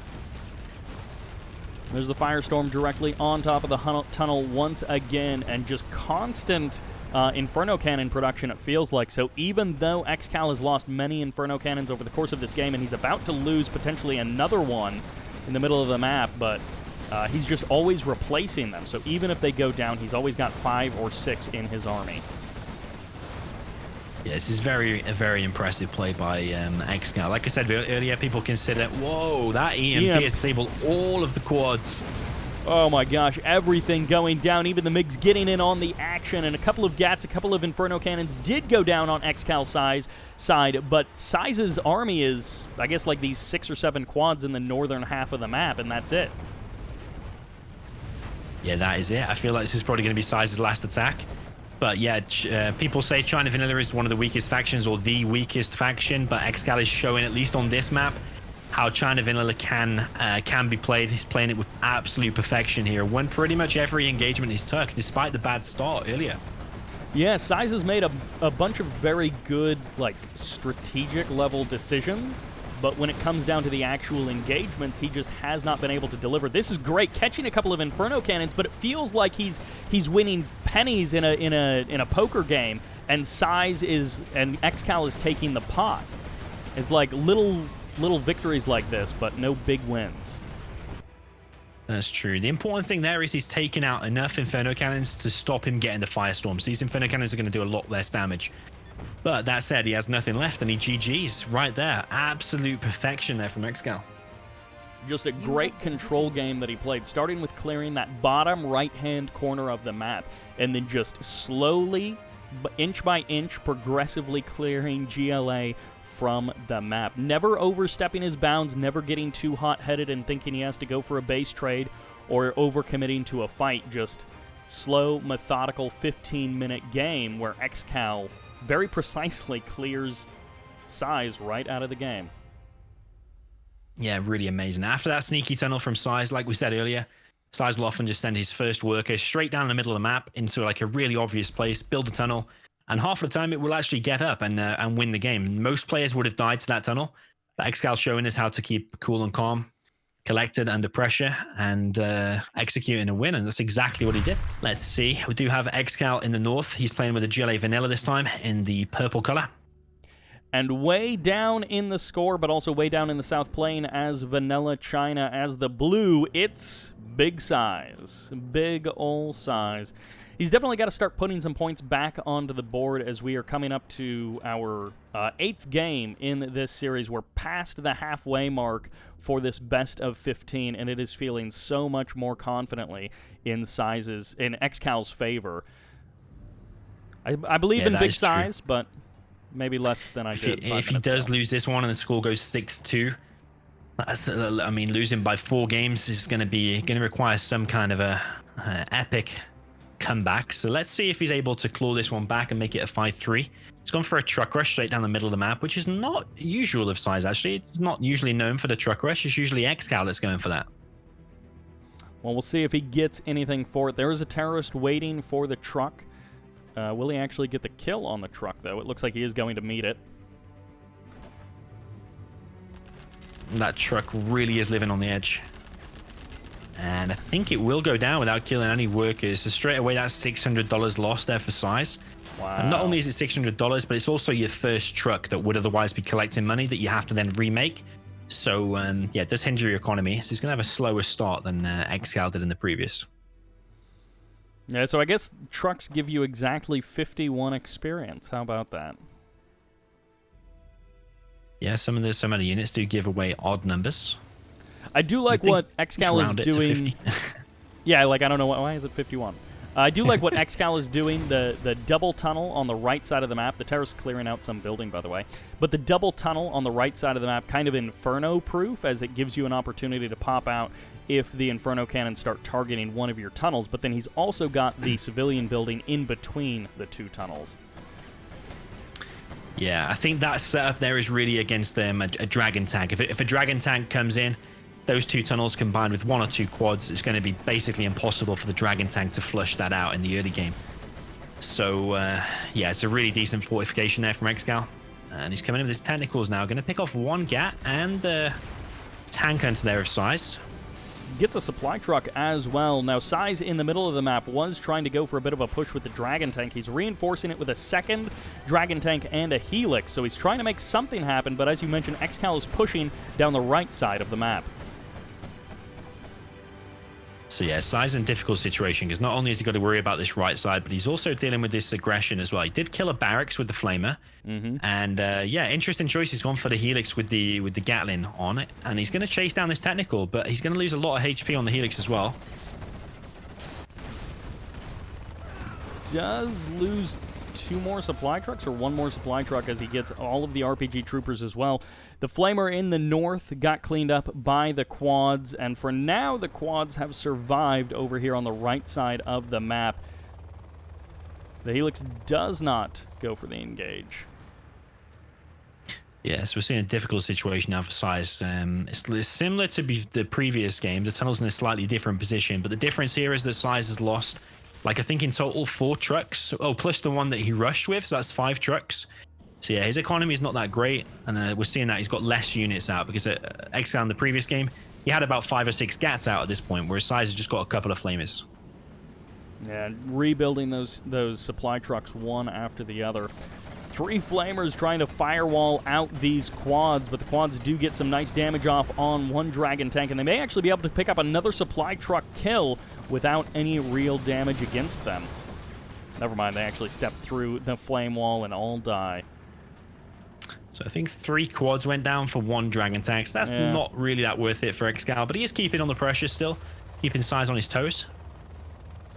Helix comes back to base, kind of doing some hunting over on the left side of the map. 4 quads pop on the left side of the map. They're going to try and find an opening there along the left edge. We'll have to see if SiZe is able to deal with that. He does have a Helix going over there, but that doesn't seem like a good idea. Yes, SiZe did well there to recognize those quads were there because he wasn't expecting any tunnels there, and 4 quads might have caught him off guard, but luckily for him, he was paying attention. It could have been an expensive loss. Tech RPG through the middle, but the Helix does find it. But how much HP has the Helix got? It's got plenty actually to fight this. So the RPGs will go down. Cleans up all of them very nicely. Quads finally arriving at the bottom left-hand corner of the map. Can they actually shut down this propaganda center? There's a listening outpost, a GAT, and a Dragon Tank here to respond, but the propaganda center taking a lot of damage right away. Yeah, the propaganda center is known for not having that much HP. It does go down really easy. SiZe is taking out the quads, but is this dozer going to get picked off as well? And is that his last? No, it's not his last dozer. He does have 1 more. Is this worth it, these 4 quads for the propaganda center? I guess he's getting a supply truck as well, but is that normally worth it? I probably would say resetting the propaganda and the tech whilst you've got your oil and refinery in the top right as well. Keeping SiZe busy, I probably would say that's still worth it. Okay. So a good trade. Because SiZe is going to use the Lotus that he's going to get from that to capture his oil and refinery. And now his refinery and oil are delayed a lot. So yeah, I think worth it. Okay. So SiZe with the reset there, not going to get his Black Lotus out as quickly as he would have otherwise. He's now kind of mixing or resetting into like a more normal kind of China composition, listening outposts, GATs. He's got the Helix still running around. He's managed to keep that alive. ExCaL forming just a line of like infinite defenses on the right side of the map, the 4 tunnels, the building, and now a stinger site going down, all just south of that supply. Yeah, for me, it's interesting. And once again, we're not seeing a quick game. Like if you saw Tournament Desert, you probably would see GLA will beat China in the first couple of minutes, usually. But yeah, we're seeing it once again, going past, it looks like we're going to go past 7 minutes at least. And SiZe is stabilizing, approaching level 3, so it means a carpet and artillery. He's putting in some work with these flamers, which are going to go down though to the quads. And they don't even get a single quad, at least not just yet. The quads turn back around. Gatling cuts down a rebel kind of in the middle of the map, denying the capture of any of those neutral structures there. A technical in the bottom right-hand corner, I assume it has RPGs inside of it or something. He's trying to go hunting, but doesn't catch anything. Yeah, that technical in the bottom right did go down, but I think because SiZe lost his propaganda center, he had red guards there ready to capture, but he lost them as well to the technical. So now he's made a Lotus and going over there, but once again, the oil and refinery delayed for for SiZe. So yeah, approaching 8 minutes and only just getting the oil in refinery is not the greatest timing to be getting those. Yeah, so big delays. ExCaL doing what he can to try and maintain control of this game. An additional technical here on the left side of the map coming down. Once again, it gets caught by the Helix. SiZe big on those Helixes. Kills both of the terrorists as well, so completely shuts down that attack by ExCaL. And SiZe, you know, he hasn't been in control of this game, but he hasn't been letting it slip away from him. He's been kind of maintaining some kind of control. So one amazing thing here that SiZe is doing is actually preserved both doses, because ExCaL, he's most, if you ask anyone online what's ExCaL most renowned for, yeah, some people will say he's a great player, but his most renowned tactic is to dozer hunt you. So he'll dozer hunt and then he'll form that big line of defense that you mentioned, and that is 50% of his strategy, and usually it'll get you win. Like, as people say, oh, it's a bit lame and whatever, but if it gets you the win, who really cares? As long as you're winning the money, you're winning the tournament. So yeah, the fact that SiZe has preserved both doses here is actually amazing. So what can SiZe really do to... Oh my gosh, a Scud launcher steps out of that tunnel, which just looks hilarious visually. Gets a good shot off, does manage to clean up, I think, an Inferno Cannon, 2 Inferno Cannons, Dragon Tank, and 2 Listening Outposts. I think the fact we've just seen that Scud launcher, which, as you say, it does look absolutely mental when that pops out of the tiny little tunnel. The fact that it just did so much damage so straight away, I already think that's going to be ExCal's game, because these Inferno Cannons are going to be rendered useless. ExCal's showing you what the counter is, and it's clearly that Scud launcher. Once again, it's going to fire another shot. It's going to hit a load more Infernos. Gets 3 or 4 more go down. Yeah, gets 3 of them for free. The great Scud launcher control just by utilizing those tunnels. And like you said, it can be something that's very frustrating to play against. And SiZe maybe kind of slamming his keyboard, having to deal with this tunnel popping from ExCaL.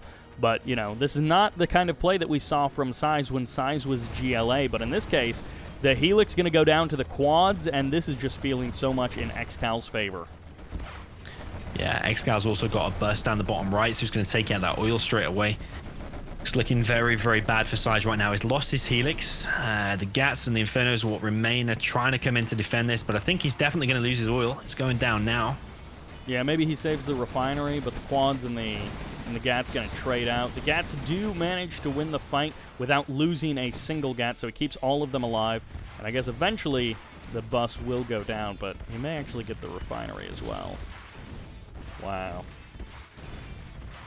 So yeah, it's quite an important build in the refinery. A lot of people overlook it, but 10% reduction on the 3 war factories, because if you count, SiZe does have 3 war factories, and he's spamming from all 3. Yeesh. It does add up over a long period of time. And I think it's actually more value than the oil if you're spamming out of 3 war factories. Yeah.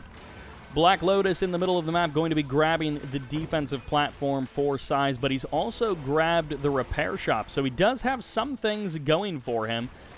I don't know if when it comes to the standing armies, if he actually has enough of an advantage against ExCaL, because ExCaL, as we've kind of mentioned before, ExCaL has been doing such a better job in the actual engagements. So yeah, I think SiZe is making a big mistake here. Like, as soon as I would have saw the Scud launchers, I would have changed tactics, maybe go for mass MiGs or something. And although he is doing MiGs, he's still making a hell of a lot of Infernos, and we've seen how well those Infernos are doing versus the Scud launchers. They're not doing very well at all. One hit from the Scud launcher is taking 4 or 5 Infernos at a time, so still making them at this point, I think that's a mistake.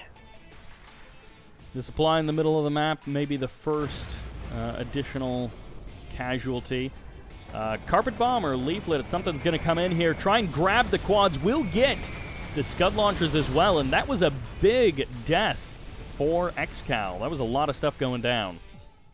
Yeah, it was a very nice hit. I think it was like 5 or 6 quads plus the Scud launcher. Very, very nice hit. And SiZe needs a few more hits like that, unfortunately, if he's going to be winning this, because these Scud launchers are just raining death down on SiZe's army every time. There comes the artillery. Looks like a potential level 2 artillery, and I think that will be on the oil. Should be the priority for all players, really. If this enemy has an oil, always try and take that down first. Vet 3 Scud launcher escapes back into the tunnel, and yeah, as you mentioned, that oil going to get hit with the artillery. Barely survives. Wow. Sometimes that does happen. It just depends on where the artillery shells actually fall. So yeah, sometimes it will survive on 0 or 1% HP, but that's like a slam your keyboard moment, like you said earlier. That's a tough thing. And the ECM, was it an ECM? What deflected that scud? Yeah, at the last it was second? the ECM. But, I mean, it still does damage, and the Quad's now getting on top of the Dragon Tanks, on top of the Infernos, able to clean a couple of them up. The Quad's not necessarily going to escape as the MiGs come in and clean everything up, but is this just buying time for the Scud launcher that's coming up? It feels like even these engagements that are messy still favor ExCaL. There's the GG, I guess, as everything else goes down. GG, I guess, from Big Size. Yeah, I think he's a bit frustrated about that. Yeah, that was like a couple of things in that game go a little bit differently, and then ExCaL is not so much in a lead. But yeah, ExCaL with like a slow, steady lead over the course of that game, gaining inch by inch to be further and further ahead of SiZe. And as we referenced earlier, I mean, the score 6-2 in ExCal's favor. Yeah, you can tell by SiZe saying the I guess there. I know it's only just I guess, it's not being salty or anything, but you can tell he's frustrated because SiZe is usually the quiet, calm, collected one. He just says GG, good games, whatever. But yeah, the fact that he said I guess there, I think he's definitely frustrated because I think he thought he played well, but as soon as he saw that Scud launcher, he's just like, oh, you know what? Why didn't I do that in the previous game? A missed opportunity. Also, I want to call attention to the fact ExCaL 23,000 supply ahead for that game. Yeah, I don't know if you've seen this open middle one before, but it definitely will change the game a little bit. Should enable that third supply to get up and yeah, a few more attacks from the GLA player, which we're going to need from Big Size if he's to redeem himself here. He's 6-2 down, and he is in the south playing as the GLA Demolition as the blue color. And in the north, as the purple China, I believe, infantry, this is ExCaL. So ExCaL straight away going for this forward supply. Probably going to be a truck rush, what he's known for. Yeah, so we did eventually make it to Tournament Desert. I am glad to see so many other maps in the rotation of this challenge and of the tournament scene in ZeroHour. So we'll have to see, does this truck rush actually do anything? The terrorist trying to turn around, and I guess, is he going to try and cut this off? What is this terrorist turning around for? Well, this definitely caught SiZe off guard. I mean, it's easy to do this to forget about the truck rush, but ExCaL in this matchup as China versus the GLA, 90% of the time he will do a truck rush. So it's annoying when you actually forget that, but it definitely caught SiZe off guard. His terrorist was out of position. He's been delayed mining already. He's dropped down that demo trap, but ExCaL knows where it is because he's beaconed it. Yeah, I do love that. So he's trying to defeat ExCal's truck rush, but it's just like, I guess it's working now because the truck is unable to close the distance with the terrorist there. But I think the truck will go down now. It doesn't take down even a single worker. So that's the cool thing about demo is weirdly the terrorists when they detonate don't cause splash damage to like friendly units. But if you're any of the other GLAs, it will kill all the workers surrounding. 3 terrorists jump out. They don't get the kill on the supply. I think one of them actually died before he detonated. So the supply does survive. The dozer survives. The trucks survive. But the technical and the terrorists all get eliminated. So SiZe and ExCaL both with some cheeky moves in the beginning of the game, but not working out how they would like. So yeah, that's a bad loss there for SiZe, really not getting the TNT. Because that's done absolutely no damage. He's lost his terrorist in there, like you said, which cost him $600. He does take out an outpost, though, but going to lose his technical for that as well. Yeah. Then trading out, I guess, RPG troopers versus tank hunters, which is one of the longest battles I think you could even have in ZeroHour, is just the missile troops firing at each other forever. When you think about it, it's so ridiculous. They're both firing basically bazookas at each other, which would kill, right. It would kill a group of guys in one shot, but not in games. No, you got to have that balance. A couple of listening outposts in the south able to take down the barracks of SiZe, and now they're going to try and hunt some quads or hunt some tunnels. They're going to go for something. Yeah, this is already looking very bad for SiZe. I think he's having a bit of an off day, and ExCaL having an amazing day here because these 2 outposts inside of your base, it's something you do not want. It's so difficult to deal with here. Ooh, Demo Trap almost kills his outpost, but he does time it just right. He's disrupted the mining, he's killed a number of the workers, and he's trying desperately to get the supply stash. I think SiZe will be able to save it as the quad step forward, the Toxin Tractor as well. One quad goes down, just adding insult to injury as these slow listening outposts make their way further north. So yeah, even though SiZe has saved that supply in the bottom right, push them outposts away, still in the middle. ExCal's pushing forward because he's taken no economic damage. That TNT failed earlier, which allowed him to pump out all of these outposts. It's looking very, very bad for SiZe. And I wouldn't be surprised if this frustrates him as well. He was already frustrated the previous game. Ooh, GG after 4 minutes. Yep, and that puts ExCal within match point for this series, a best of 15, and SiZe has taken a couple of games, but ExCal has just been dominating overall. So we have one more match to get to, and if SiZe wins it, he has a long road to go to win the challenge. So yeah, it's another interestingly balanced matchup, I would say. I think if you can do the damage early, Demo has a chance, but if in last like the first few minutes start taking any damage, like we saw there, infantry can just push through the middle. It is open middle, so it is easy to push. And yeah, once he gets to your arms dealer, that's basically GG. So SiZe is a beast with infantry. He's just wrote me a message in the game saying, "Not my day." So we'll see if he's able to redeem himself here. All right, so we are back on Tournament Desert and in the north as the Blue China Infantry with a monumental task in front of him. This is Big SiZe. Down in the south of Tournament Desert, we have OE ExCal, and he is playing with the GLA Demolition in the purple color.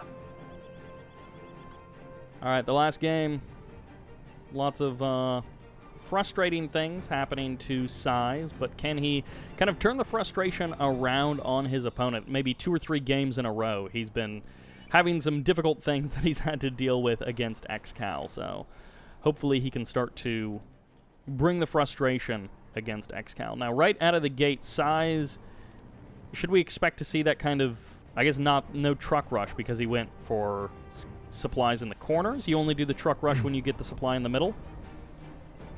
Yeah, correct. If you want to do the truck rush as fast as possible, you will do it in the middle. You sometimes can still do it the way he's doing it now. On the left side, you will just scout for an aggressive worker on that left side in like the little jungle where all the trees are. But SiZe just looks like he's playing this pretty standard and safe. He'll drop down a bunker on that left side, which will pretty much seal it off. And then he'll try and get the critical massive outpost out and push like ExCal did. But yeah, just a slight variation in the building's position. All right, so SiZe, as we've kind of mentioned, has quite a task ahead of him.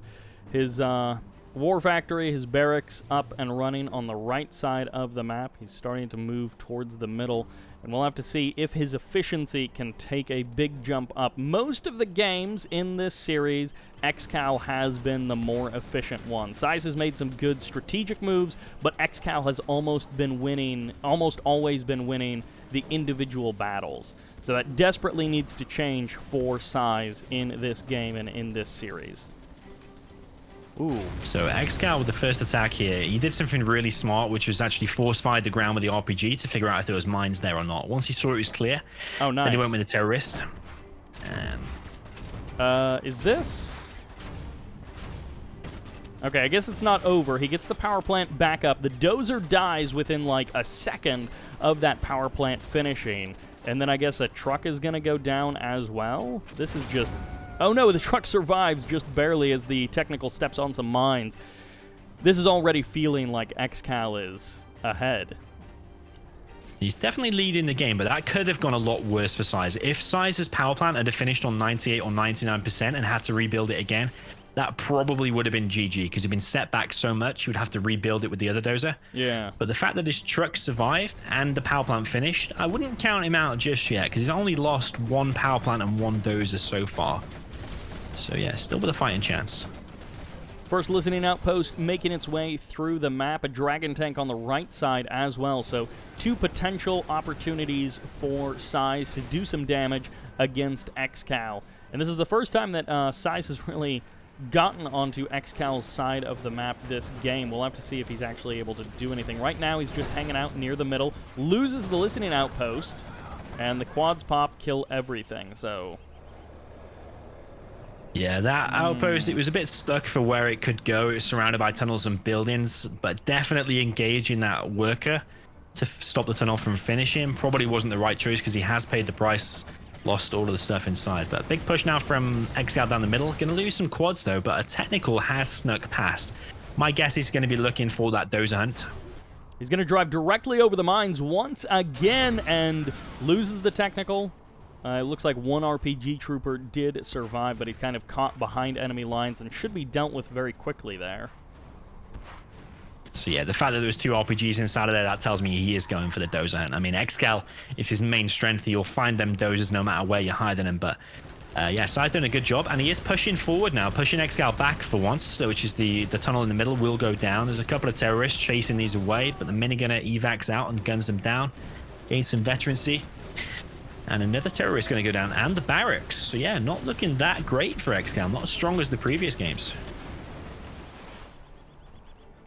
A couple of RPG troopers waddling their way towards the middle of the map, and I mean, for now the outpost can just rotate around. This is, I guess ExCaL is kind of struggling to deal with this quickly. He does have a lot of quads waiting for these outposts.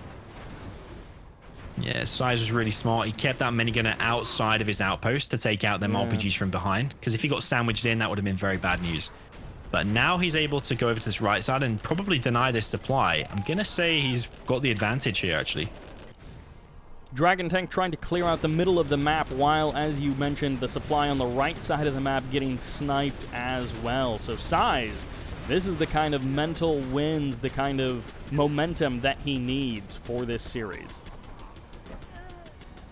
Even saves the heroic minigunner. He saves it from the quads. Is he going to put it back inside of the outpost? Ooh, he's going to engage the tunnel here, but he's going to lose the outpost, at least one of them. And because he didn't evac in time, all of you guys inside, they suffer 50% damage, and also they mess up a little bit. So yeah, losses on both sides here. A lot of quads, but also a lot of infantry. Yeah, that entire strike force goes down. Now on the left side, we do have 2 more listening outposts. They don't have the veterancy, they don't have the positioning advantage that the other ones did, but they are starting to make some damage happen, and I mean, maybe they'll even take down the oil derrick. So yeah, definitely looks like the oil derrick will go down, but like I said before, SiZe is a bit of a greedy player. He'll sometimes want to capture the oil for himself, but I think he is trying to attack it, but sometimes the outpost does bug out and actually not attacks. But he's clicked it again, and now he's killing it. The quads are coming to try and push that away. Meanwhile, attack on the right side. Yeah, the listening outposts, 3 of them over here on the right side. Gonna try and, I guess, do something against that tunnel. Oil derrick's still not down, but it's almost been eliminated. The quads never journeying north, and finally the palace has finished up for ExCaL. So has he just been trying to buy time, waiting for that palace to finish? So I think he's just doing whatever he can at the moment, so just trying to push ExCaL back. Whilst he had ExCaL distracted with that supply at the bottom right that he killed, he's actually managed to gain control of the flanks.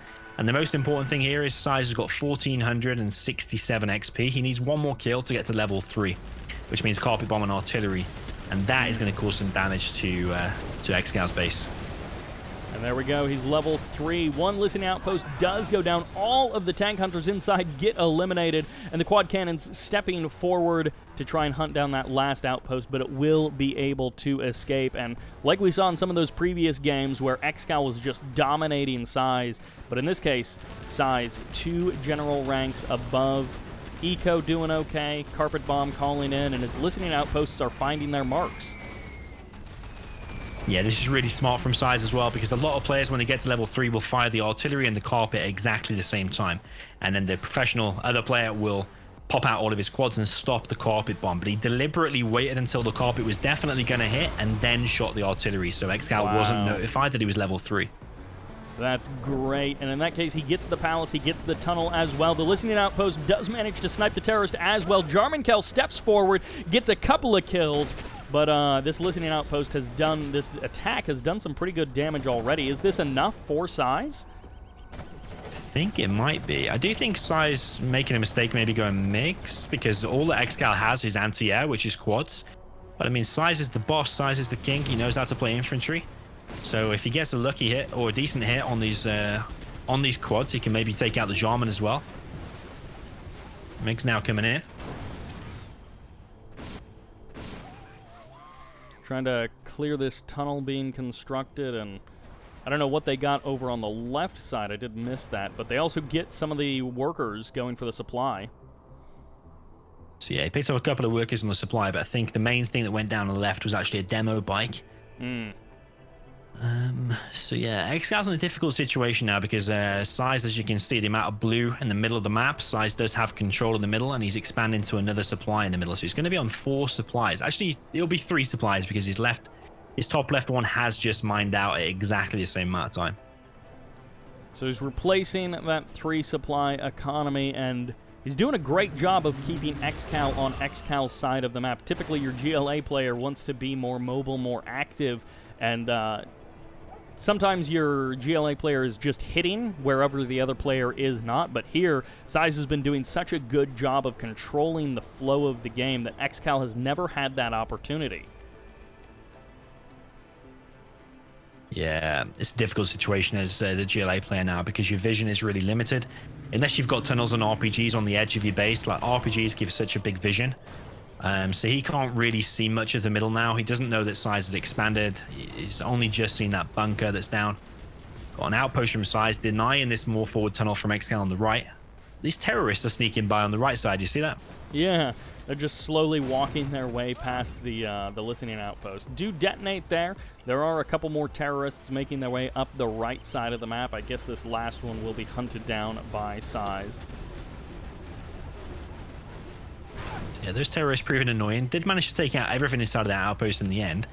But SiZe now on almost 6k. He's just spent a little bit of it. He's got a full airfield of napalm MiGs. He's got more outposts. It looks like a pretty straightforward win for SiZe from here. ExCal's going to mine out on his bottom right supply very, very soon. So yeah, ExCal still with a huge score advantage, but this is the kind of game that SiZe needs to be playing to be able to come back in this series. I do also love that SiZe managed to grab the bunker next to that oil on the left side of the map that he took out. So he's just like, he may have taken out the oil, but he's got the bunker there just to keep eyes on that section of the map. Carpet Bomb and the MiGs joining together to get the kill on the supply, and that was another great strike by SiZe. Yeah, it was a very decent hit. SiZe also microed his MiGs then further to the right side, so they didn't get gunned down by these sneaky quads from ExCaL that was trying to snipe out their MiGs. Yeah, looking very, very good for SiZe. He's almost on 10k now, floating a little bit of cash, like I talked about earlier. ExCaL pushing forward this toxin tractor, clears out the building, but one unit does evac and goes back in and dies again. So he did evac, which seemed like the right move, but then he immediately went back in the building and just instantly died. Cluster mine gets dropped almost on top of the quads, but it doesn't quite hit them, so the worker will be able to clear that out. Toxin tractor gets eliminated. I think that was the MiG that got the kill there. And, well, ExCaL has rebuilt his supply in the bottom right-hand corner of the map. Only 3 grand left in that supply dock, but he's staying alive on his 2 supplies this time. Yeah, it's an annoying amount of supplies to have left, because if you've only got 3k, the supply itself costs 1,500, so straight away that's half of it gone. And then you make a couple of workers, that's like an extra 200 or 400, and straight away you're eating into that profit. So yeah, you won't make more than 2 workers there, I think. Yeah, a couple of terrorists on bikes. They do manage to clean out 1 listening outpost, and all of the tank hunters just jump inside of that building nearby. But the toxin tractor does manage to do some damage. I guess it didn't actually kill off all of the stuff inside of the building, though. Yeah, it's always interesting that, because it seems to kill them in in order. Like they kill 1, 2, 3, 4, 5 all the way up to, in the building holds 10. It doesn't kill them all instantly. Oh, okay. So yeah, I think a few of the units inside died, but there's obviously still a hell of a lot of missile defenders still inside of there. Yeah. Artillery strike going to be coming down, I think, on top of this supply in the bottom left-hand corner of the map. Should get all of the workers as well, of course. The tunnel does survive, but that'll kind of slow down the economy of ExCaL even more. So yeah, SiZe is on like 12k. He's definitely looking like he's going to win this game. He's making an internet center and hackers. It's probably the only China I would recommend making hackers is the infantry, because they're invisible and they hack faster, they're cheaper. The other China is not necessarily so much, but I think it's confident to say SiZe is going to take this game. Carpet Bomb coming in on top of the arms dealer, on top of the supply. He gets the kill on both, and Jarmankel goes down to the MiGs as well. Everything coming up SiZe here in game number 100. I don't remember what number this is. We're in game number 9. We were only talking the other day, actually, how about in ZeroHour now we do have best of 13s and best of 15s. Like, if you go back a few years, it always was best of 3s, then we went to best of 5s, then best of 7s. It's slowly been creeping up all the way now to best of 15s. Yeah, I feel like most other competitive games have kind of settled around either like best of 5, best of 7, sometimes best of 9, but then, yeah, there's some outliers. As you mentioned, when I was watching CSGO for like one of the first times, I didn't realize that they play like 30 matches or something, or like 28 matches, and it's like so many in comparison to some of these other games. Terrorist on the right side gets a dragon tank, and these quads jumping on the other dragon. Yeah, interestingly, ExCal's still in the game. A few people in the stream chat saying, I can't believe ExCal's even still playing. But then someone quite rightly pointed out that he's making SiZe work for the win. So while SiZe is way ahead here, and a lot of people would have quit already as the GLA, I do believe a lot of it is the mental game, and making someone work really hard for their wins can be mentally draining and could come back to help ExCal later on. Yeah, the other thing is, I guess if ExCaL gets like the craziest win right here, then it's over, and then yeah, the advantage of making SiZe, never mind, there's the GG. But yeah, making SiZe play an extra 5 minutes longer than he really needs to get the win is mentally defeating. So, you know, if ExCaL feels like it's worth it, then it's worth it, but he's still in a match point position. He just needs to get one more win to win the challenge. That is true. I forget now whose choice it is. I think it was ExCal's pick then, so it should be Big SiZe's choice now. Maybe that's his opportunity to pick something he's strong at and win both ways, because he definitely needs to win the next 4 just to get an equalizer. Yeah, but the comeback has started. I guess, yeah, if we want to see that final match, then it's going to be 4 more wins in a row for SiZe. Yeah, we do love a decider. We do love one. Like to see edge of your seat stuff all the way down to the wire. But yeah, SiZe, like you said, got a mammoth task here. Is he going to be able to do it? Hey, here's a map for you. Are we on Small Town USA? Plant waste. That's what you call it? I don't know why I think it was the Russian community. I think it was a guy called Spekovic. Shout out to Spekovic who made this. But yeah, I don't know why he renamed it to Plant Waste. Should have called it Small Town USA Remake maybe. But it's definitely based on that map that you know. Yeah, okay. So there are a couple of maps that that we've seen today that are basically 1-for-1. This actually looks like it has some tech stuff in the middle of the map that's not there on Small Town USA, but other than that, it's like a 1-for-1 of Small Town. So Jungle Wolf is the map. Jungle Wolf, a very beautiful map. I like this map. I love the green color that we've got.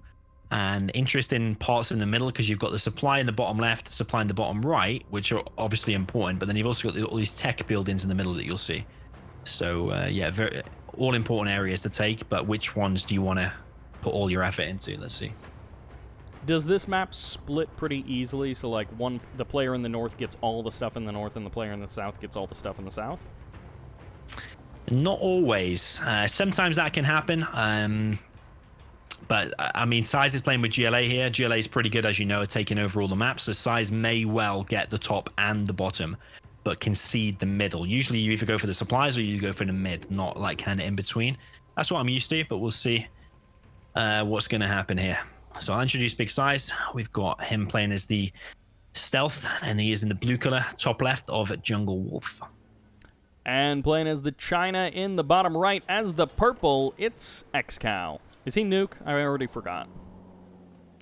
Yeah, he is Nuke. We've got a Nuke versus Stealth. Okay. SiZe's pick. So usually he always kind of picks the GLA versus Nuke. It's one of his picks. So he must be confident and enjoy to play this. But ExCal's going for that famous truck rush that he's ever so known for. Once again, SiZe is sending a terrorist there this time, though, so prepared for it. Terrorist should be able to catch this truck as it kind of goes around this cliff. Oh, he may have actually cut a little bit too wide, so the truck is going to scoot right past. I guess the hope is that you can pull your workers around, and then he's actually running towards the tunnel. Can he get there in time? He does get there with all but 2 of the workers. The tunnel going to try and get the kill on the truck, but the truck does escape for now. The RPG's almost getting the kill, but goodbye, truck. 2 workers down. Is that really worth it for ExCaL? Well, the truck is worth $600. The workers are cost $200 each, so far he's still negative $200. But the workers did have to be pulled. It requires micro time away from SiZe about what else he would be doing out on the map. And it's also still keeping SiZe even busy now. So I would say yes, worth it, because it then allows the Nuke to kind of control the game and allow him to do what he wants to do now. Gets 66 bucks back in the cash back from the scrap, so that is something that's nice for SiZe in that case. ExCaL expanding down to the bottom left-hand corner, so he's up to 3 supply economy by basically the 2-minute mark, and then he's got his War Factory up and running. Does have a Battlemaster running around the map trying to stop this technical here in the south. Yeah, technical goes down without achieving anything. But like you said, ExCaL with that truck rush kept SiZe busy and used that time to then expand to this bottom left side and get 3 supplies now. It's going to be 3 supplies versus 2. That's like a 50% advantage. You do not want to be taking that against a player like ExCaL. ExCaL's going to have a huge advantage in the next few minutes. Yeah, you don't want to be taking that kind of disadvantage versus ExCaL, but also when you're in a best of 15 and he is at match point. So a great opening here for ExCaL, even if that truck wasn't like exactly cost effective, as you mentioned. The just space that it buys him within the flow of the game to take this 3rd supply, to get the Gatling cannon up, like all of this is just so great. 2 Battlemasters through the middle of the map, hunting that technical, but are they actually going to get the kill? And then after that, where are they going after they go for that technical? The annoying thing about these Battlemasters is that ExCaL could just literally click where the workers are collecting, and most of the time it will probably get there and kill some workers. Okay, that one does get denied, but the other one is going to get in and kill probably all of SiZe's workers. So SiZe's economy here is once again going to be way behind. The workers actually all juke around the building. I don't know if ExCaL wasn't paying attention, but his tank is just sitting there. He's denying the mining, but he's not getting the kill on the workers, and that's 1,200 credits of workers that would have to be reconstructed. So I guess this is not as bad as it could be, but still definitely not good for SiZe. Yeah, because SiZe is not collecting any supplies there at the moment. So yeah, his economy is still 50% behind ExCal's, but ExCaL is now on a propaganda center, still collecting on the 3 supplies. He's got his Lotus out. SiZe has captured 1 oil with one of his rebels. And I guess this other oil is going to go to ExCaL, but SiZe does have the bunker and the tunnel right next to that oil, so I don't know how long that oil is really going to be under ExCal's control. Overlord tank, the GAT, and the outpost do strike down that tunnel, and this is a tough army for... Black Lotus just got sniped by a technical! Yeah, that's a rare sight. Very, very nice pick there with the technical. But the Lotus did capture the oil in time, so that's the main thing. ExCaL can remake the Lotus. Ooh, the ECM shuts down the technical, but it does barely manage to escape. All of the RPG troopers go down to the Nuke Battlemaster, and the rest of this stuff from SiZe is desperately trying to eliminate ExCal's forces. The hijacker has actually stolen the Overlord. Yeah, I completely missed that until just before you said it, but wow, that Overlord jumping inside of the tunnel and disappearing. SiZe with the big moves here in these last 2 games, even denies a tunnel way over there on the right side of the map with the ECM. SiZe is starting to make it happen after a rocky start to game number 101. Is this game 10? Game 10 of the series? SiZe really needs to get that supply in the top right. The fact that his worker was just crushed by the ECM and he still doesn't have that supply, it's just putting him behind. But the consolation prize is he does have this Overlord, and he's going to be able to combat this Gatling defense down the bottom left that ExCaL wasn't prepared for. He didn't expect to lose an Overlord to a hijacker. It's just so amazing. The Dozer here as well, going to be going down to these quads as the Gatling goes down, and this entire bottom left-hand corner of the map. What can ExCaL even do to save this? I don't think he can, to be honest. I think he is going to lose that area. He needs to sell the buildings because he's just giving free XP to SiZe. SiZe already way ahead in terms of XP. It was looking so good for ExCaL before, but that Overlord takeover with the hijacker was just legendary. SiZe has definitely got himself right back in this. He's not dropping down a palace though, which, oh, he is as I say that actually, because he needs the Jean and Kel to fight the rest of the Overlords. So the supply goes down, the trucks may actually escape, but as you mentioned, the experience difference between these two players, it's just grown to triple for SiZe. He's up to that General 2 rank at 1,300, and ExCaL is kind of floundering here, but I guess his ExCal's method is slow and steady, and he's going to try and start to claw his way back. Yeah, well, for me, it really looked like ExCaL was way ahead. Like we talked about that fast third supply you said he had after 2 or 3 minutes. So I think slow and methodical was the correct way, but it was literally that Overlord capture with the hijacker just turned the game on his head. And then now ExCaL is still fighting to be in this game. He's dropped down a new CC on his little cluster SimCity base on the far right side, if you can see that. A couple of ECMs on the left side going down to the quad pop as they were trying to chase down the Overlord. Also, yeah, on the right side, Black Lotus went down to a couple of quads. So ExCaL losing just so much, but as you mentioned, he's got his CC back up and running. And yeah, this is quite a tight cluster of buildings for a Generals game. Yeah, ExCal's still clearing out tunnels in the middle now. ExCal's behind in XP, but for every tunnel you kill, I think you get around 100 XP. So if he kills 6 or 7 more, it's going to be getting that level 3, and that carpet for nuke is a lot more powerful, as I'm sure you know. Combined with the artillery, got a big push from SiZe with the quads on the top right of the map. It's going to force ExCaL now to go back with his Overlords, going back, see if he can defend this. Another Black Lotus has been constructed, trying to take one of these artillery platforms as the Overlords and the GATs, the ECMs, everything cuts back to the right side of the map. The quad's pushing down slowly but surely. I don't know that they're going to be able to stick around for too much longer now that this army is here. So SiZe does want to be careful here. He doesn't lose too much because he's going to lose this engagement now. He just needs to run away, put all of his stuff inside of that tunnel, and how ridiculous it's going to look when the Overlord actually goes inside of the tunnel as well. But yeah, he's losing a lot of quads here for nothing. It might pick off 1 ECM, but he's given ExCaL all that experience points, and when that carpet and artillery does fire, SiZe will regret throwing away them units. The quads felt like a bit of an overcommitment there, as I thought maybe he was keeping some of them around so that the Overlord could escape. But the Overlord was long gone, and the quads were still just sitting there trading blows with a far superior army. And ExCaL, I mean, he gets some more small victories, so ExCaL feeling very ahead in the early part of the game, and then SiZe coming back to be ahead, it felt like, for the last couple of minutes. But now, slow and steady, it feels like ExCaL is just clawing his way back into this game. Yeah, but SiZe, another reason why these are 2 of the best players to ever play ZeroHour is they know when to take a fight and when not to take a fight. So SiZe lost the engagement and is losing the position at the top right, but straight away he's counter-attacked again and cleared the bottom left once again. Killed a load of trucks, and he's expanding to that supply, so he's always going to try and keep himself on 3 supplies. He's still got both of the oils in the middle. Meanwhile, Lotus has lost control, apart from 1 artillery platform she's captured on the left side. I think the Black Lotus also just shut down SiZe's Overlord tank there near the base of ExCaL. And ExCaL gonna get the kill on the Overlord, and goodbye, Overlord. Yeah, the artillery platform was claimed by SiZe, but was that another hijacker grabbing a tank? So what happened there was Jean and Kel sniped one of the Overlords, and then the Rebel ambush was used directly on top of it to tuck an Overlord, yeah.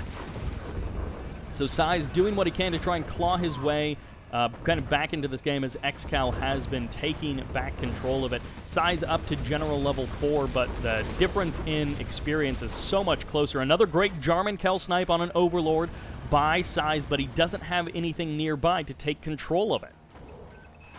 Oh, another hijacker coming in. It's kind of like whack-a-mole for ExCaL against the GLA stuff, because he clears one area, but meanwhile he concedes the other area. So now he's going to have to go back and defend his base once again, because SiZe is attacking with these 2 super techs that he's got. And then no doubt SiZe is going to counterattack somewhere else. Meanwhile, the carpet and artillery does come through. Oh, nice. Wrecks SiZe's base. The supply and the arms dealer going down. One black market coming up for SiZe. I don't think he's got any more. He actually does have 2 under construction, but I don't think he has any finished. So he's starting to get that late game economy up and running. Got a couple of technicals in a quad going to be hitting a war factory. They're going to be trading out against a GAT, and it looks like the reinforcements from ExCaL should clean this up.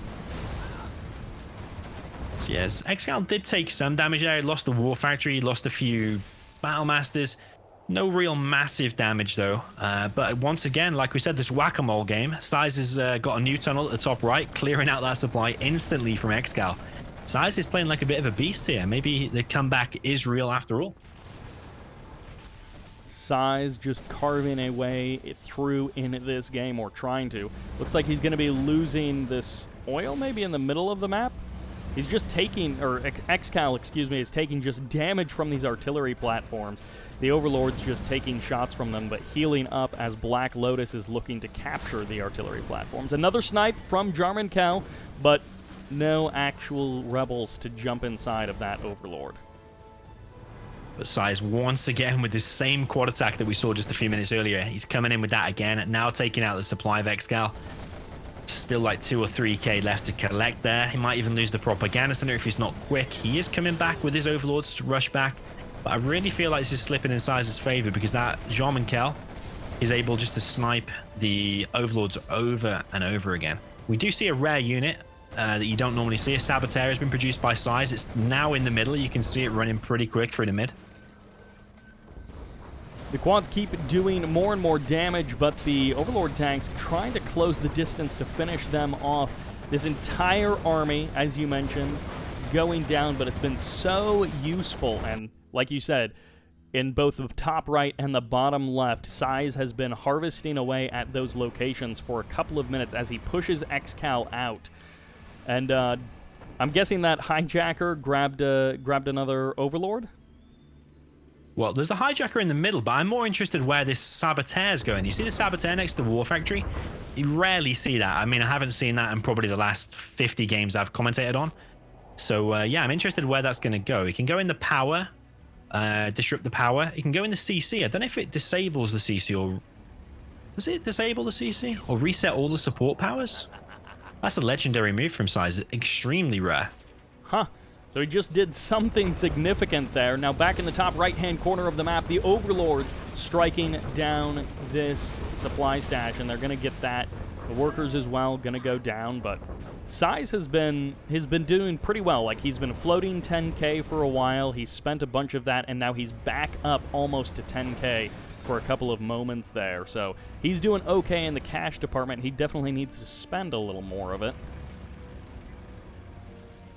Yeah, SiZe on 2k now, but interestingly, again, he's carrying on with these hijackers. He's got one hijacker chilling in the middle, and he's got another 2 hijackers inside of ExCal's base. I think he's going to try and get these Overlords whilst they're out of position. Maybe coming from behind with the hijacker.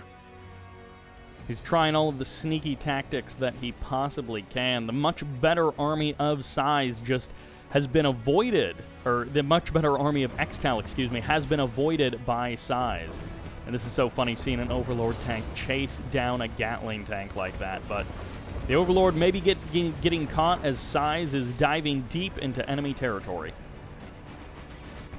Yeah, this Overlord is on a suicide mission, I think. I'll be surprised if it escapes. I mean, it's got a chance, but ExCal's splitting up his army just in case it does. But there's hijackers everywhere now. One camping outside the War Factory, and one has just narrowly missed getting crushed by them 2 Overlords, which I think they're both going to get captured. Yeah, once again, SiZe with the kill of the supply in the top right-hand corner. ExCaL keeps taking these supplies in the corner, but SiZe holds them for so much longer than ExCaL does. They've been trading places with these supplies, but I feel like SiZe has been the one actually harvesting most of those resources. So yeah, very interesting chase going on now. The hijacker is trying to get inside of the overlords, but the outpost is chasing the hijacker. Is ExCaL paying attention? Oh, he's not. And another hijacker has got another overlord. The ECM going to try and lock down the Overlord, but I think the Overlord barely kills it. No, he doesn't.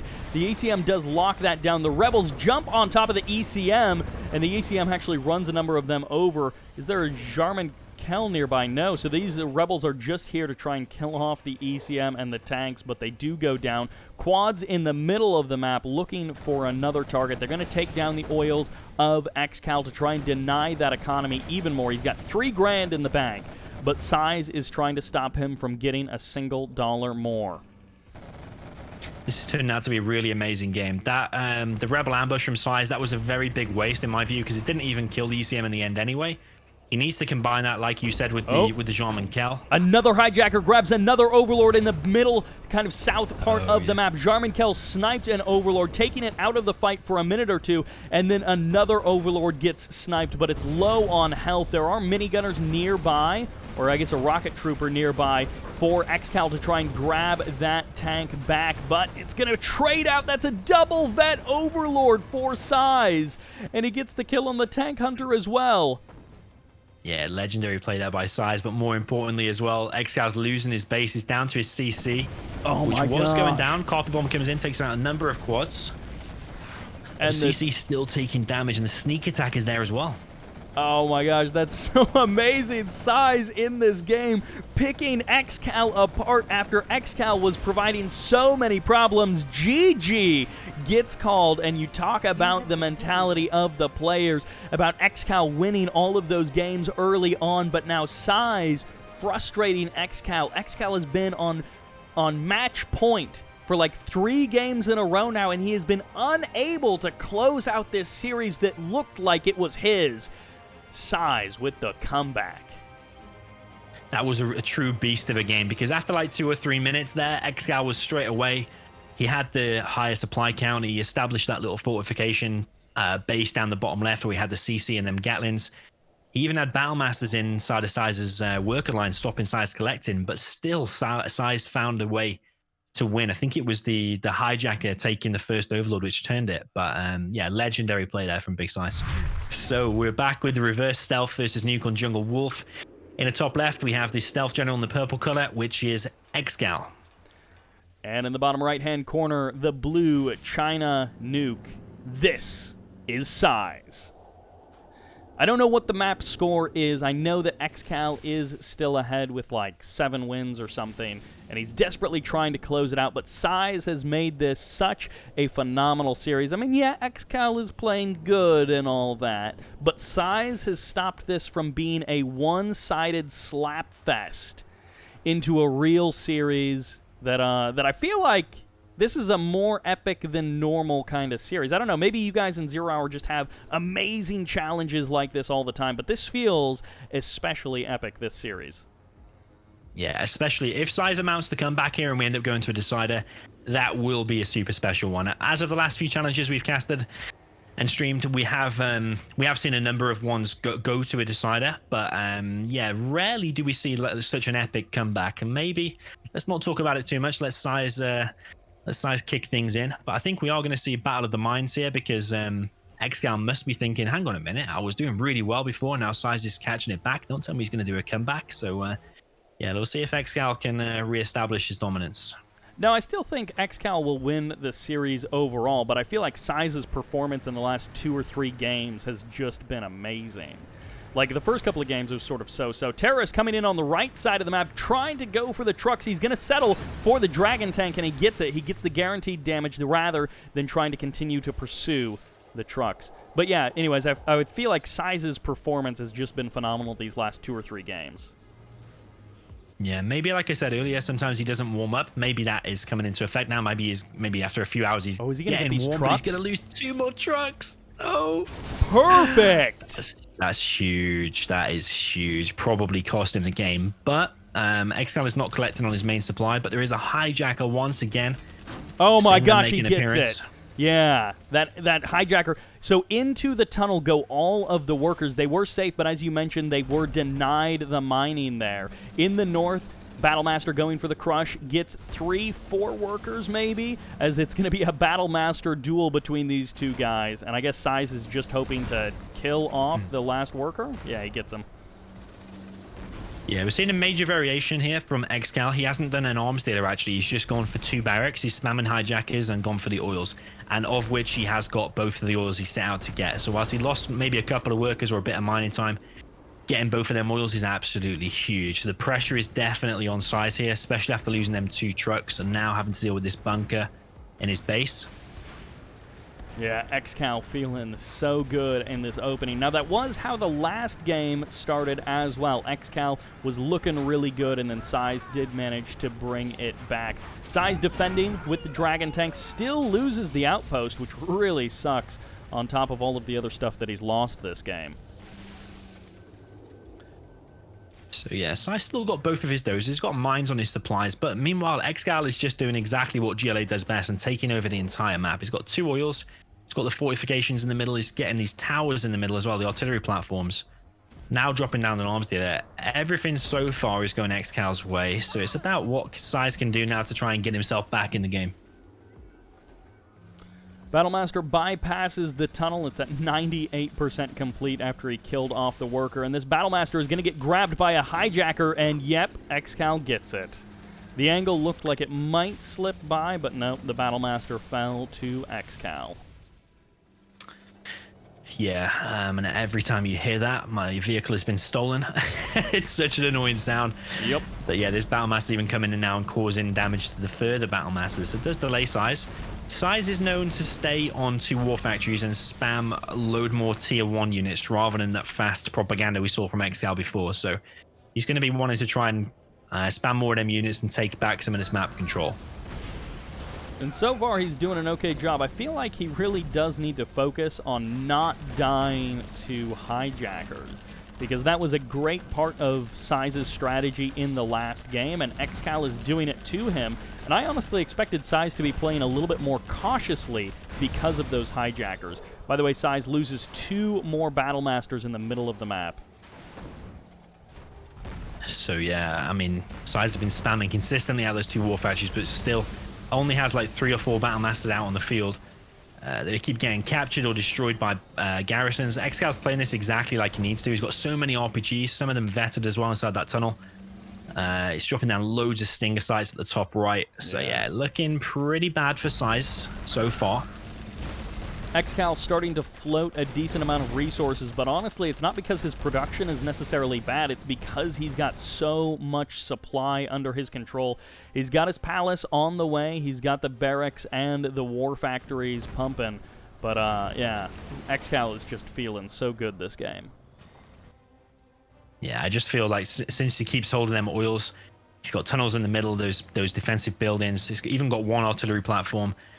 I mean, you're just letting stealth get up to that palace tech, and when you see battle buses combined with the hijackers, that's going to be bad news for SiZe. But SiZe having a bit of success down the bottom left. He has snuck some Battlemasters finally in now past the hijackers.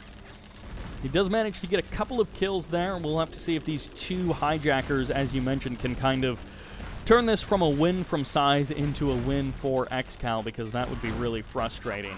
So far, the supply does still survive, and 1 Battlemaster going to be quickly sniped by the hijacker Battlemaster. The final Battlemaster for SiZe does survive. It's a double vet, and it's starting to clear out the rest of these buildings. So yeah, there's 2 more coming in, but there's also a hijacker chasing these. That was so close. A little bit late to the close. party, that one, so he's going to be left chasing them. No, they stop. Don't stop moving. Not again. Oh, come on, SiZe. Losing another Battlemaster to the hijackers. Now we've got ExCal the technical inside of SiZe's space. So he has scouted the propaganda center. He's probably going for the doze. Like I said before, he goes for the dozer hunt quite often. I think that was SiZe's. Oh, is this? No, he's still got 2 dozers. The other one for SiZe is now moving to the bottom left. So SiZe is pretty confident that he's going to be able to secure this area. But as I say that, another tunnel finishes. Well, one Battlemaster may barely be going down there. The second one, the double vet one, does survive as SiZe reinforces this area. Yeah, the Dozer does kind of pull off to the side a little bit to get out of harm's way. As, yep, now finally the tunnel goes down. SiZe is feeling a little bit more confident. And SiZe, if he can claim this bottom left-hand corner of the map, that'll go a long way to equalizing this map. Yeah, it will, but all this time, ever since the very beginning of this game, ExCal's still on both wheels. And the biggest, baddest thing for SiZe right now is the first battle bus is going to be out very soon. You can see all the RPGs inside of ExCal's base. First battle bus comes out, and that is going to be eating these battle masters alive. So SiZe desperately needs an ECM, at least one. All right, battle bus into the tunnel it goes, at least in a moment here. It's kind of paused. The supply is up for SiZe, so he's already harvesting from that bottom left-hand corner, but as you mentioned, it's a game of catch-up for SiZe because the oils having the supplies for longer has been in ExCal's favor so much. So yeah, SiZe is moving forward with these battle masters into the main base, but there's a stealth palace there, as well as a battle bus, or actually 2 battle buses now, so this whole army for SiZe probably will go down without achieving anything, I think. Might be lucky to finish one tunnel or run away. All right, the outpost is also here. One Battlemaster goes down. The outpost almost gets eliminated. I do like that SiZe took the building as well, so he can put a little bit of damage onto that palace, but I assume that's not going to accomplish very much. SiZe loses the outpost as well, and the rest of his army just goes back home. He sounds pretty much a full retreat.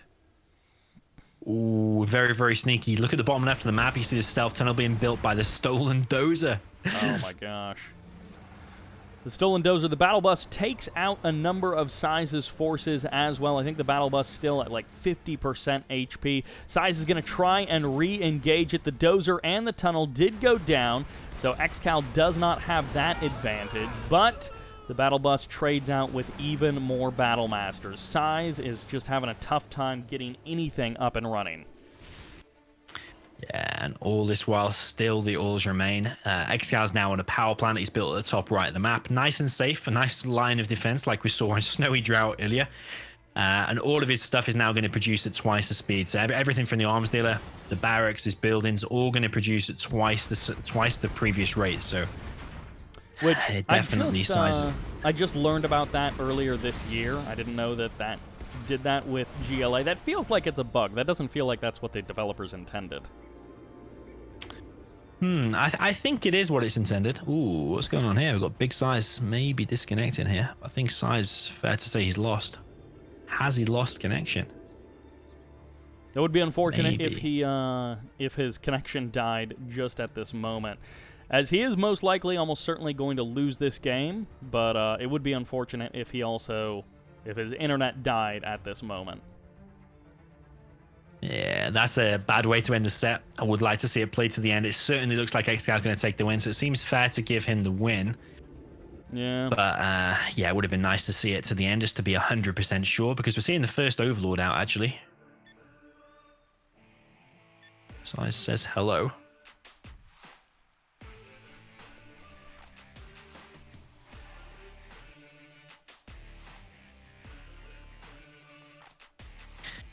Yeah, that's a shame. You still there? Yeah, I'm still here. I was just hoping that. So I assume the timer on screen resets every time we connect to each other, and that's why SiZe is dropping, but we aren't. Yeah, SiZe. If we were all dropping, or everyone was on my screen is dropping, that generally means maybe I've lost connection. That's why I just made sure you were still there. Yeah. But yeah, the fact that it's only SiZe indicates it's probably, well, definitely him. So yeah, that's a shame to end it like that. Maybe if it was a bit closer, you could ask for a rematch, but it certainly looks like ExCal's going to win. It's mainly that power that he stole from the Dozer. Yeah. Yep. When you combine that power with all of the other stuff that's been going ExCal's way in this game, it seems unlikely that SiZe is going to take the win in this moment. Technically, I guess it could still happen, but yeah, that felt like ExCal's game pretty confidently. Yeah, if it was the other way and maybe ExCal had disconnected, maybe you could justify a rematch. But the fact that it was SiZe losing the game, I mean, if you look at ExCal's economy, he collected like 22k more. who's on power and battle buses, heavily looks like an ExCaL win. So yeah, shame to close out the set that way, but certainly does look like an ExCaL victory. Well, definitely some epic games coming out from SiZe. I guess in the end it was like 8-4 or 8-5 maybe in ExCal's favor. And SiZe putting up definitely a very good fight. But yeah, at the end there, 20,000, 30, 40,000 credits almost in the favor of ExCaL. And just more efficient trades overall for ExCaL, making great use of those hijackers, turning almost every one of SiZe's units against him and forcing him to kill off his own battle masters time after time after time. Yeah, real shame to end it that way, but SiZe, as you can see there, if you come out of the game, you can see him type in on the chat on Game Ranger. He says, my screen froze, but it was over anyway. So I just said, yeah, it's a shame. Always a shame to end it on the disconnection screen, but still, regardless, it was a very, very decent set. Would have been absolutely legendary if SiZe did manage the full comeback, but sadly for him, it wasn't his day. That will do it for this video. A big congratulations to ExCaL, but SiZe showing some great games today. And of course, a big thank you to DoMiNaToR for having me on for this cast as well. I hope you all enjoyed it. Thank you all very much for watching. If you don't know DoMiNaToR, go check him out. And this is Sybert, signing out.